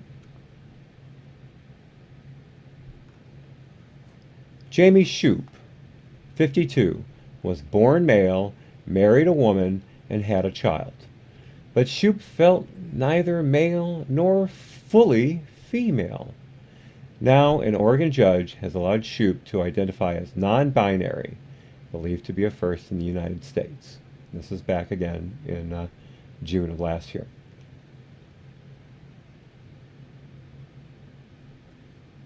Look at this person. Look at Jamie. That is, at first glance, a man. No doubt about it. He's wearing clothing that could be identified as female, or at least non-gendered, otherwise plain. I don't know why we have to call plain clothing non-gendered. It's just plain. It has no flourishes. I know many men who wear headscarves, and I know men who wear tank tops. I know women who wear both. But Jamie here says he's neither male nor fully female. So he's on the spectrum. He's not Roy, He's not red, he's not orange, he's not violet. He's somewhere in there between yellow and indigo. He's floating back and forth. Sorry, they are floating back and forth. See? It's forcing me to use their pronouns.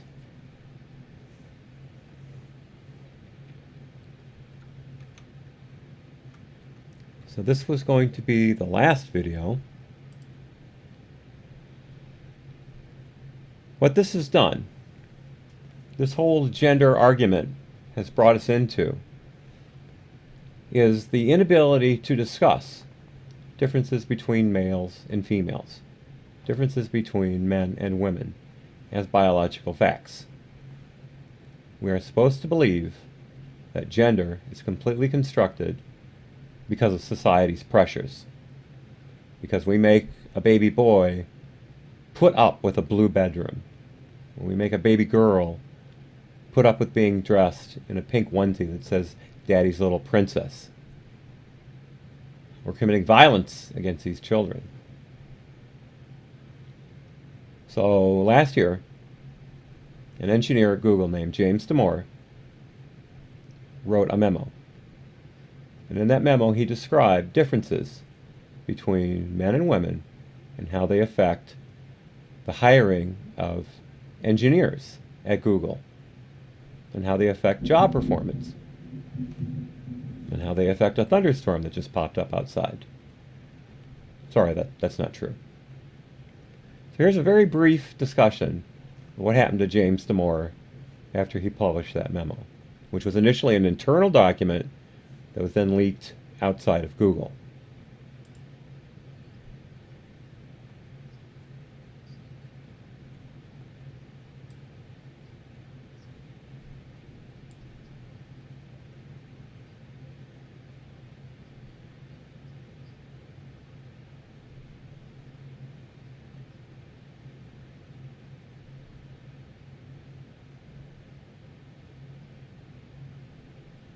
There you have it.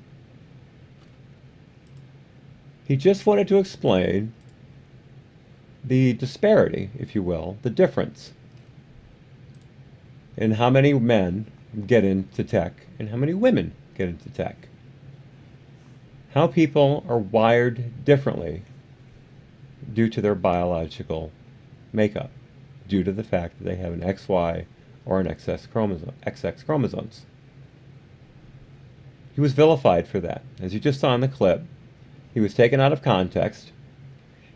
Phrases were made up to fit a narrative that he is a sexist bigot and he does not want women in STEM.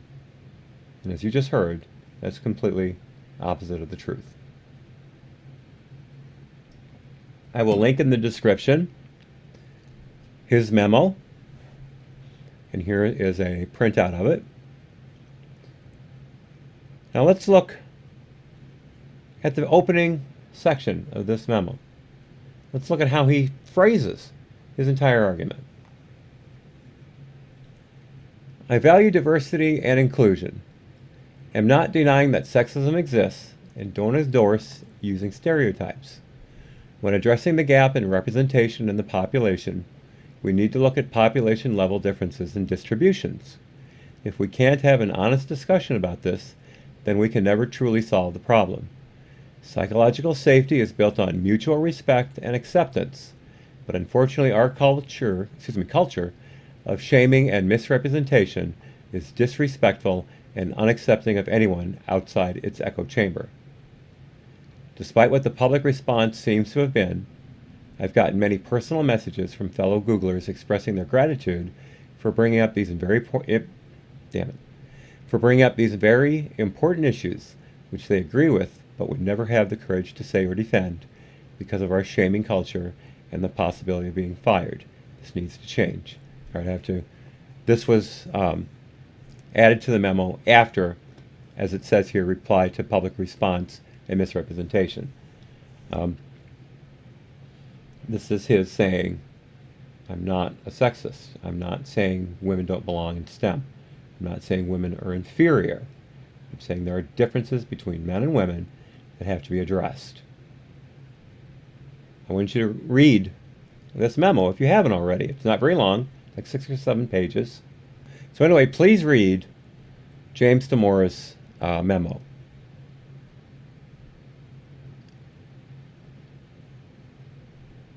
Let me read the background here. I think this is important.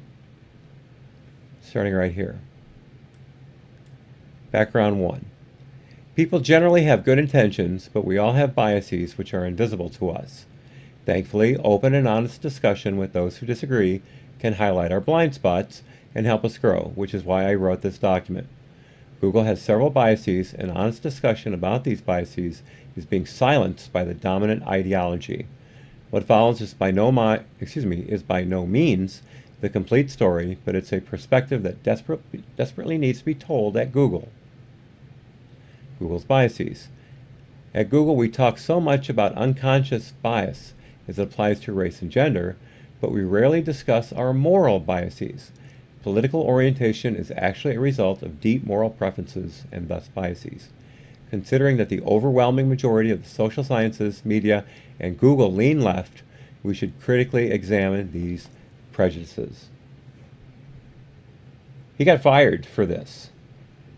He was booted, flicked like a booger, out of Google for daring to go against the prominent ideology, the religion at Google, that men and women are completely the same and that everyone leans left. There are no Trump supporters.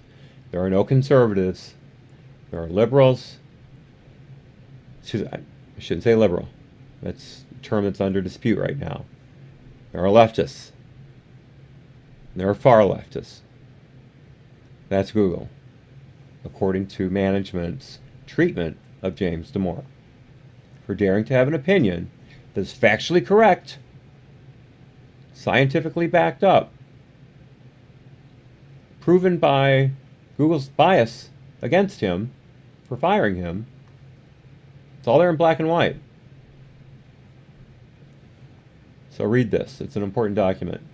He was suing Google in a California court, but I don't remember if it was thrown out or not. I believe there was something that happened recently regarding it. Anyway, he was railroaded. To borrow an expression, he was jobbed. No pun intended to Apple.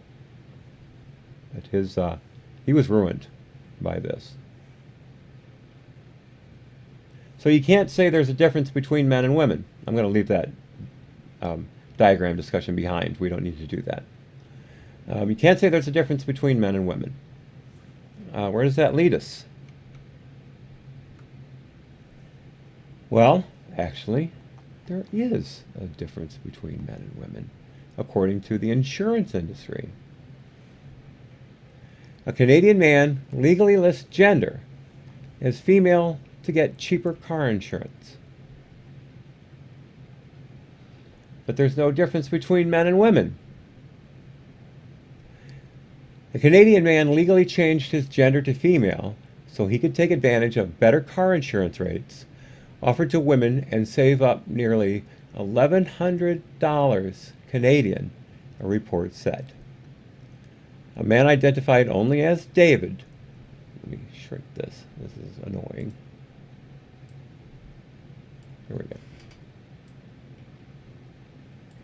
A man identified only as David, who lives in Alberta, told CBC News that he was given a quote of 4,500 Canadian dollars for the insurance of a Chevy Cruze he wanted to buy. The insurers,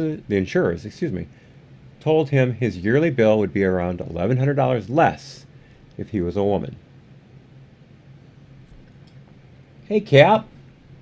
How the hell are you? Very, very delightful to see you. By the way, your last video, I don't think I complimented you on it. The one about, I believe, the box. I'm pretty sure I got that right. That was hilarious. Everyone look up capacitance in Google. In YouTube. I'm going to link to his channel in the description. It's not incredibly active, but the stuff on there is well worth watching. I suggest you binge it. Back to the article. Men normally pay higher rates as the insurers deem male drivers under the age of 25 having a higher risk of getting into traffic accidents than compared to women of the same age. But there's no difference between men and women, we're told by people like Judith Butler. It's all social constructs. Society taught men to be worse drivers at a young age than women. Society taught men to drive faster and more aggressively than women. It's society's fault. Says David, I was pretty angry about that, and I didn't feel like getting screwed over anymore, the man said, adding that he asked the insurers to change his gender on the insurance policy, a request they refused. David wasn't done. To take advantage of lower rates and, quote-unquote, beat the system, David had to legally change his gender on a birth certificate. To do so, he had to acquire a note from the doctor acknowledging his identification as a woman before he could proceed with the change. It was pretty simple, David told the outlet about the process of legally changing his gender. I just basically asked for it and told them that I identify as a woman, or I'd like to identify as a woman, and he, the doctor I'm sure, wrote me the letter I wanted. After submitting all the documentation, just weeks later, David was legally a female and was subjected to lower premium rates for the insurance. I was quite shocked, but I was also relieved, he said. I felt like I beat the system. I felt like I won. I'm a man, 100%. Legally, I'm a woman, he said, noting that he will be saving around 91 Canadian dollars per month. I did it for cheaper car insurance. Now, of course, he's getting pushback from the transgender community and from the genderqueer community because what is he doing? He's blurring the lines. He says he's a man, 100%, but he's legally a woman in Canada. They did this to themselves, the genderqueer people, the people pushing for non-binary acceptance. They did this to themselves. And now they're complaining about it. The man's trick didn't earn him universal praise and even drew criticism from some elected lawmakers. Stephanie McLean, a member of Legislative Assembly for Calgary Varsity, said in a tweet that the man committed perjury and that he should face time in prison. Did he? Alberta man admits to perjury. Changes gender on government IDs for cheaper car insurance. He thinks he's so clever. Perjury is an offense liable to imprisonment of up to 14 years. In all caps, it's not a loophole, it's a crime, she tweeted. I wish Twitter had stayed to 140 characters. I'm tired of these 2-paragraph tweets. But then again, I quit Twitter in January out of protest before all the new shadow banning stuff came out, so I'm not on it, and I'm actually pretty happy about that. But yeah, did he perjure himself? I guess you could say he did. He says he's a 100% man. He says he's still attracted to women, but he told the doctor he identifies as female. So I guess it's the doctor's fault, really. The doctor didn't make him say enough to proclaim, well, I'm not attracted to men or women necessarily. I'm not, masculine in my outer appearance every day, all day. Sometimes I'm quite girly. The doctor didn't push. The guy said, I identify as a woman. And the doctor said, okay. Now, in the description, I'm sorry, I got to add this. In the description, I'm going to have a link to the Lauren Southern video where she changed her gender. Lauren Southern is now considered a man in Canada. She legally changed her gender. And I was going to show a video describing that process. In fact, that may be what screwed OBS. I was working on the video so long with OBS open and the software suite open that I may have locked them both up. I don't know. Something happened. Anyway, I will give you the link to that video so you can watch it. It's only a few minutes long, and it shows how incredibly simple it is to change your gender in Canada. Now, this was a couple years ago when you needed a doctor's note. As I understand, in some provinces now, you don't even need a doctor's note. You just need to present yourself to the registrar and say, I want to change my identity from male to female or from female to male. And boom, you're done. Ta-da! Canada.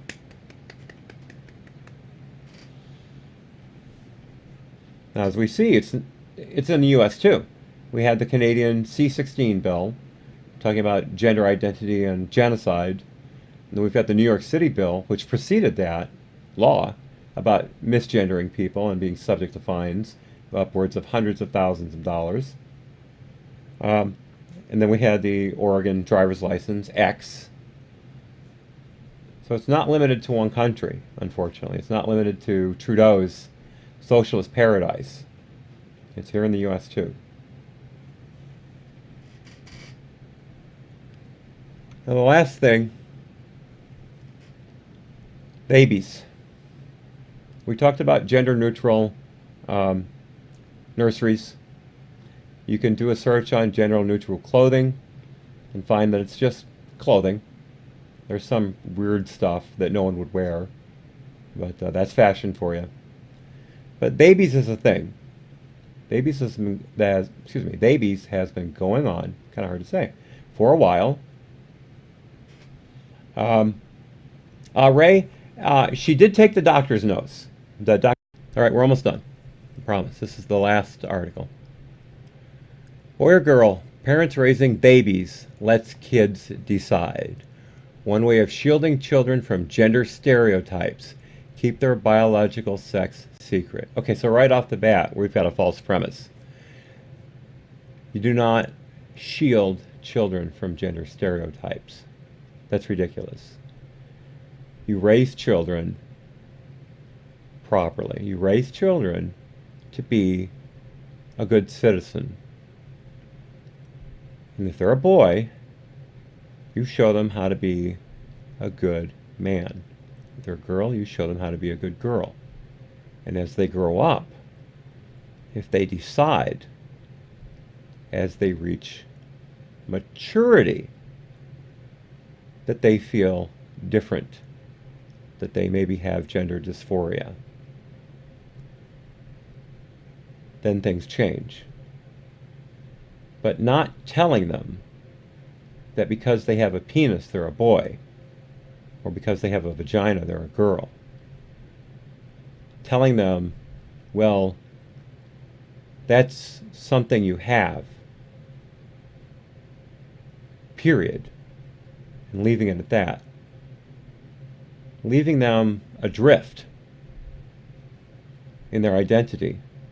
So when they go to school, and we'll get into this, they're going to be dressed asexually, they're going to be dressed in a non-gendered manner, and they're not going to know if they're a boy or a girl, because mom and dad won't use those terms.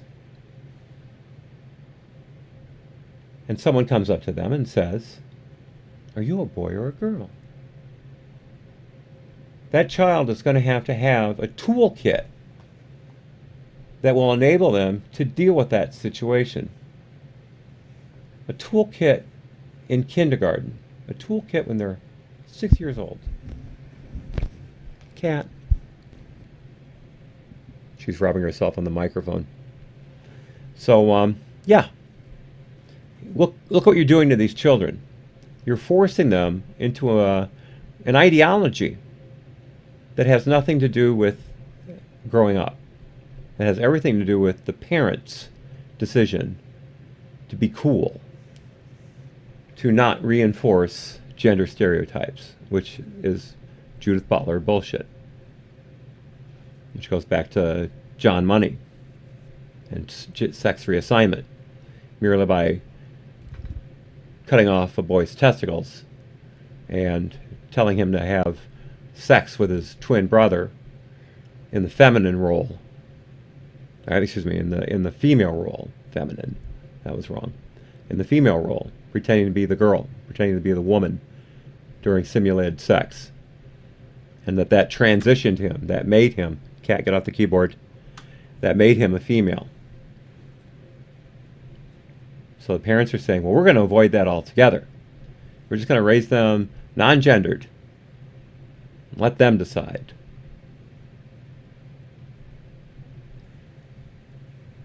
Three-year-old twins Zyler and Caden Sharp scurried around the boys' and girls' clothing racks of a narrow consignment store filled with toys. Zyler, this is so tough to read, it drives me crazy. Zyler, wearing rainbow leggings, scrutinized a pair of hot pink and purple sneakers. Caden, in a T-Rex shirt, I would love to have one of those, fixated on a musical cube that flashed colorful lights. At a glance, the only discernible difference between these fraternal twins is their hair. Zyler's is brown and Caden's is blonde. Is Zyler a boy or a girl? How about Caden? That's a question their parents, Nate and Julia Sharp, say only the twins can decide. Well, we can't let that evil doctor assign gender at birth and then perform surgery, right? So mom and dad are protecting their children. They're making them better citizens, folks. The Cambridge, Massachusetts couple represent a small group of parents raising theybies, children being brought up without gender designation from birth. A Facebook community for these parents currently claims about 220 members across the U.S. All right, so they're on Facebook. That's 220. How many more could there be out there who are not social media idiots, who share their lives, their way they raise their children on Facebook? I'm not making fun of you if you're on Facebook, but I think there are certain things that just don't belong there. What restaurant are you at? Sure. How are you raising your kids? Give me a break.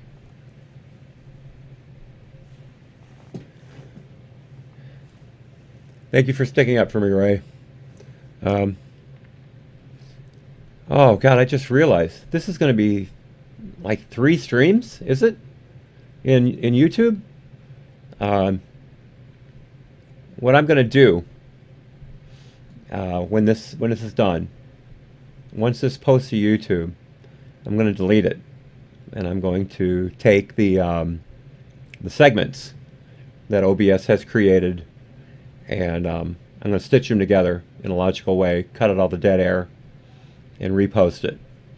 That way you will not have the junk that this technical difficulty event has created. It will lose the views, the few views that I've gotten so far, but that's it. So it'll take longer to put up. And I apologize for that. There I go again. But I will do that.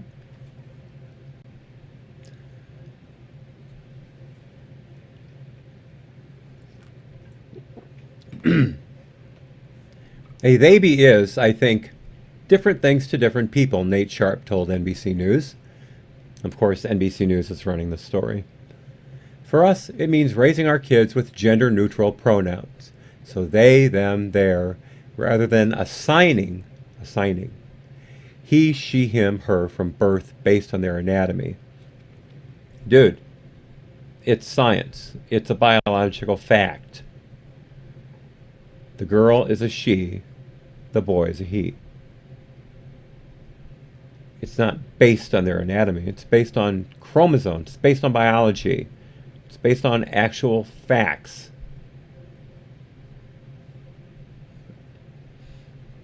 Let's just, I'm not going to read the rest of the article. Let's just watch some of this video and see how insane these people are.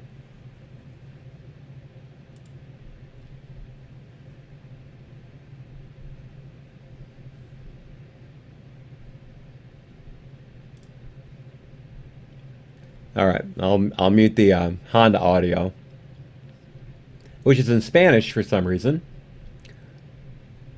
Okay, here we go.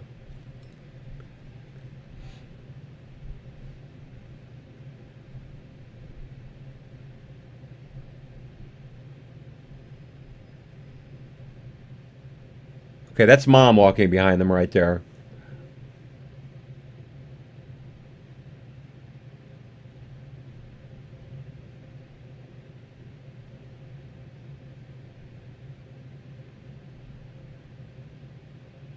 Look how far ahead that kid is. Goes out into traffic. What's going to stop him?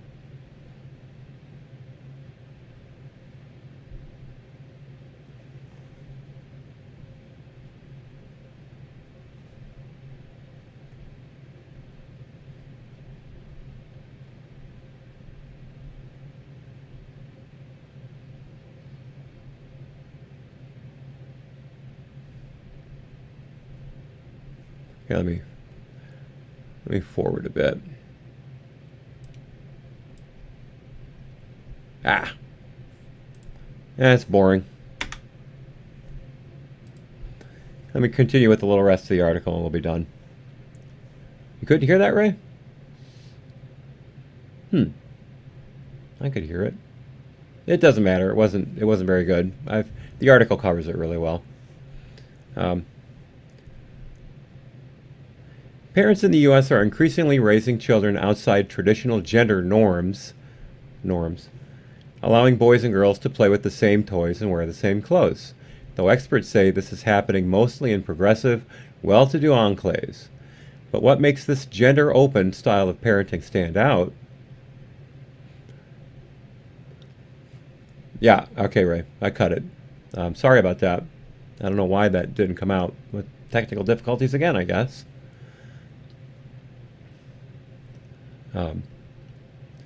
But what makes this gender-open style of parenting stand out, and even controversial in some circles, is that the parents do not reveal the sex of their children to anyone, even the children, who are aware of their own body parts and how they may differ from others, are not taught to associate these body parts with being a boy or a girl. If no one knows a child's sex, these parents theorize, the child can't be pigeonholed into gender stereotypes. What if you just raised them to be complete people? What if you just raised them to say, you're a boy, and you can express yourself in any way you see fit, up to a point. Remember, they're children. I think if the kid is really not a teenager, at least below middle school, or above junior high, you dress them in the gender-appropriate clothing, because otherwise they're going to get, I almost said something scatological, but they're going to get beat up. They're going to get bullied. They're going to get derided because they're not normal, and they're not. You're raising them to be blank slates, and people are not blank slates. People have biological imperatives baked into them. It's been proven. Boys prefer different toys over girls. Preferences. Vice versa. Boys like trucks. Girls like dolls. Now, do you want to have both types of toys in the house for your baby, for your babies? Go ahead. Sure. But don't tell them that they're blank slates, that they can be whatever they want to be from the age of 2, from the age of 1, from the age of infant. When there are certain things they are going to want to be because of their biology. Boys are going to want to play rougher. They're going to want to be less couth among their friends. They're going to have manners and mannerisms that are different from the girls. And that's not because of society. It's not because of gender norms. It's because of their biology. Yes, there are certain things that you learn that complement your biology, and that can be the parents doing. That will also be society's doing, how they interact with the children in their lives, how they interact with the other adults in their lives. It's a part of that. There is no pure nature, there is no pure nurture. But that's what these parents are trying to push on their children. That's all nurture. I mean, it's one thing to tell a child, I believe in God, and maybe someday you'll believe in God, and here are some tenets that religion teaches me that I think you could follow. But I'm not going to force you to go to my church. I'm going to let you learn. I'm going to take you around and see if you're comfortable with a different religion than I am. It's pretty open. But I think initially the child should go to your church. If you're religious, if you're not, then discard all of this. But I think that's a way to teach values. There's an atheist watching these videos who's going to scream at me for this. But I think that's a way to teach values and a way to teach behavior that is consistent with being a good citizen. And let them grow from there. Oh yes, genderless schools. Oh God, Ray, it's happening. It's happening. Do a search for gender neutral gender neutral daycare. And there it is. It's coming, Ray. It's coming. Hey, Marco. So anyway, yeah. This type of parenting received widespread attention in 2011 when a Toronto couple announced that they were raising their child, Storm, I've got one going outside right now, without gender designation, sparking a media frenzy. Progressive parents who see their child's gender as fluid rather than binary took notice. A Brooklyn couple runs a blog featuring their 2-year-old, Zoomer, and offering advice on how to navigate the world while raising a theyby. Others have taken to Instagram to share photos and support. Some developmental experts see gender-open parenting as a noble goal, but they also wonder how it will hold up once kids enter a gendered world that can be hostile to those who don't fit clearly into categories. Categories. There are 2 sexes, male and female. It's not a category, it's a biological fact. Once again, language. Language trying to shape your mind to their lens. Gender nonconforming children, they're not nonconforming children. They are raised by parents to be nonconforming. These kids are not choosing to be nonconforming. They're being forced into it. So don't make it sound like it's their idea. Gender nonconforming children are more likely to be bullied, as I stated earlier.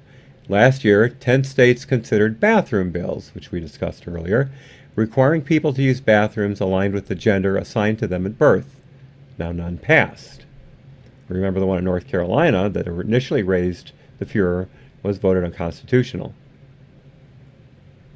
Once your child meets the outer world, which may be daycare or preschool or grandparents, it's pretty much impossible to maintain a gender-free state. Lisa Elliott, professor of neuroscience at the Chicago Medical School and author of Pink Brain, Blue Brain, said in an email, and depending on how conventional your community is, you could be setting up your child for bullying or exclusion. Parents like Sharps understand these realities, but they're determined to shield their children from them for as long as possible. How are you going to shield your child from being bullied at school? Are you going to follow them around all day? You're going to tell the administrators, my child is gender neutral. Don't let the kids be mean to them. That's going to work. You're going to tell the teachers, my child is gender neutral. Do not refer to them as he, she. Use they or them. So now they're getting special treatment. They're also going to tell the teacher, don't let the other kids be mean to them. But the other kids can be mean to each other because they're kids. So now you're setting them apart. You're giving them special needs, special attention. Do they deserve that? No. No, they don't. They're kids. They should be treated like the other kids. But these parents see them as being special, as being non-conforming, as being able to discover their gender on their own. It's not how it works. You don't discover your gender. You're born with your gender. You're born with your sex. You're raised as a human, as a male human or a female human. You're not raised as an it, as a they. It's not how it works. Hello, Reese. Long time, sir. Long time. Yes, Cowboys.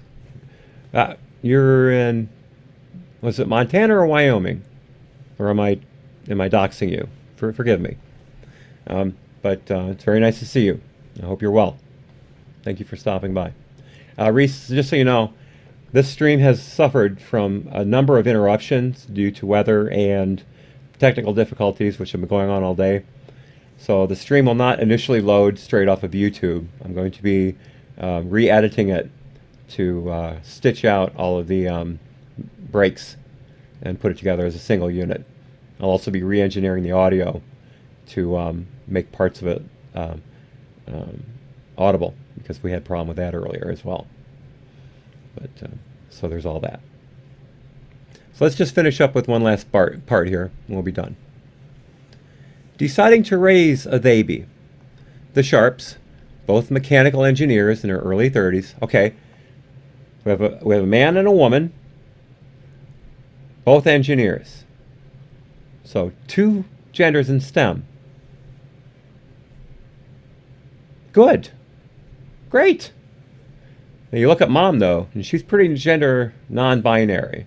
You could mistake her for a lesbian pretty quickly. But maybe she identifies as a man enough to be interested in engineering more than the other girls in her class. Either way, good for her. I have no problem with that. But you look at her and you wonder what's going on. Say their decision to raise their twins without designated genders evolved from a mix of research and personal experience. When Julia found out she was pregnant, she felt conflicted about learning the sex of the twins. As a female engineer in a male-dominated profession, she understood the constraints of gender expectations firsthand. Gender expectations. It's taken a lot of work for me to feel confident in my designs and my suggestions, and to really stand up for myself, she said. Well, that's part of your biology, dear. Women tend to be more submissive in a work environment. They tend not to stand up for themselves. They tend not to be definitive in their work because they're women. Not because of a stereotype, not because of how you're raised, it's because of your biology. It's the way it works. And you overcame that. You became a successful engineer. Good for you. But because of these difficulties in your life, you're raising your kids to be freaks. At first, Nate didn't understand why Julia wanted to wait to find out the baby's sex, but after the couple began researching how stereotypes affect a child's development, he changed his mind. We read about how from when they're 20-week fetuses, there's another word to avoid, it's a baby in the womb. It's a baby. When they're 20-week fetuses, they're already starting to be gendered. And people are calling the little girls princesses and buying certain things for different children, Julia said. We wanted to prevent that, so that's how it started. And then about a couple weeks before they were born, Nate just said, what if we didn't tell people ever? Well, bravo, Nate. Bravo for confusing your entire family and your friends. Well, not all of your friends. I'm sure you have a few who are pretty supportive of this insanity. But again, they're forcing their ideology on their children. This isn't to the children's benefit. They can raise them to avoid stereotypes. They can raise them to be a boy who embraces certain feminist principles, or a girl to embrace certain male principles. That's fine. But telling them that they're not a gender so they can discover this on their own, it's just setting these kids up for confusion and failure. Teach them to be responsible citizens.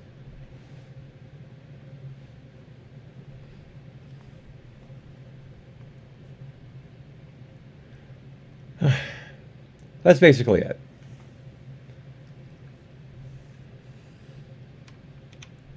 We're done. I'm sorry for the rant, but this stuff really gets my goat. Sorry, the camera jiggled. This stuff really gets me upset because we're talking about children. We're talking about the lives of people who can't defend themselves, who can't speak for themselves. You can't reason with a 4-year-old about how they're not a man or a woman, even though the kids at school are saying, are you a boy or a girl? Excuse me, a boy or girl, not man or woman. You can't reason with them about that. You're not going to be able to explain that. They're children. Their brains aren't that developed yet. So you're forcing that on them. That's child abuse. I'm sorry, that's child abuse. So what I've got is just these here. There are a few other links to things like language and gender, grammatical gender that we talked about earlier, the bathroom bill, and I think I already did that one, language and gender.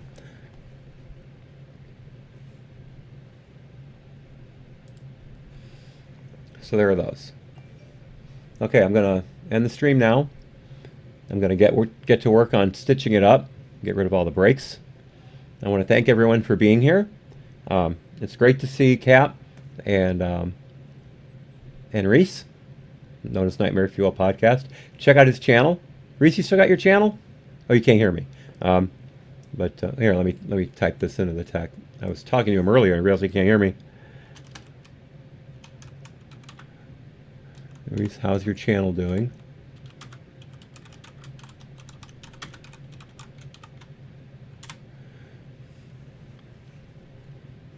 Reese has, at least I haven't been there in a while. I've been so busy I've lost track of a lot of old friends' channels.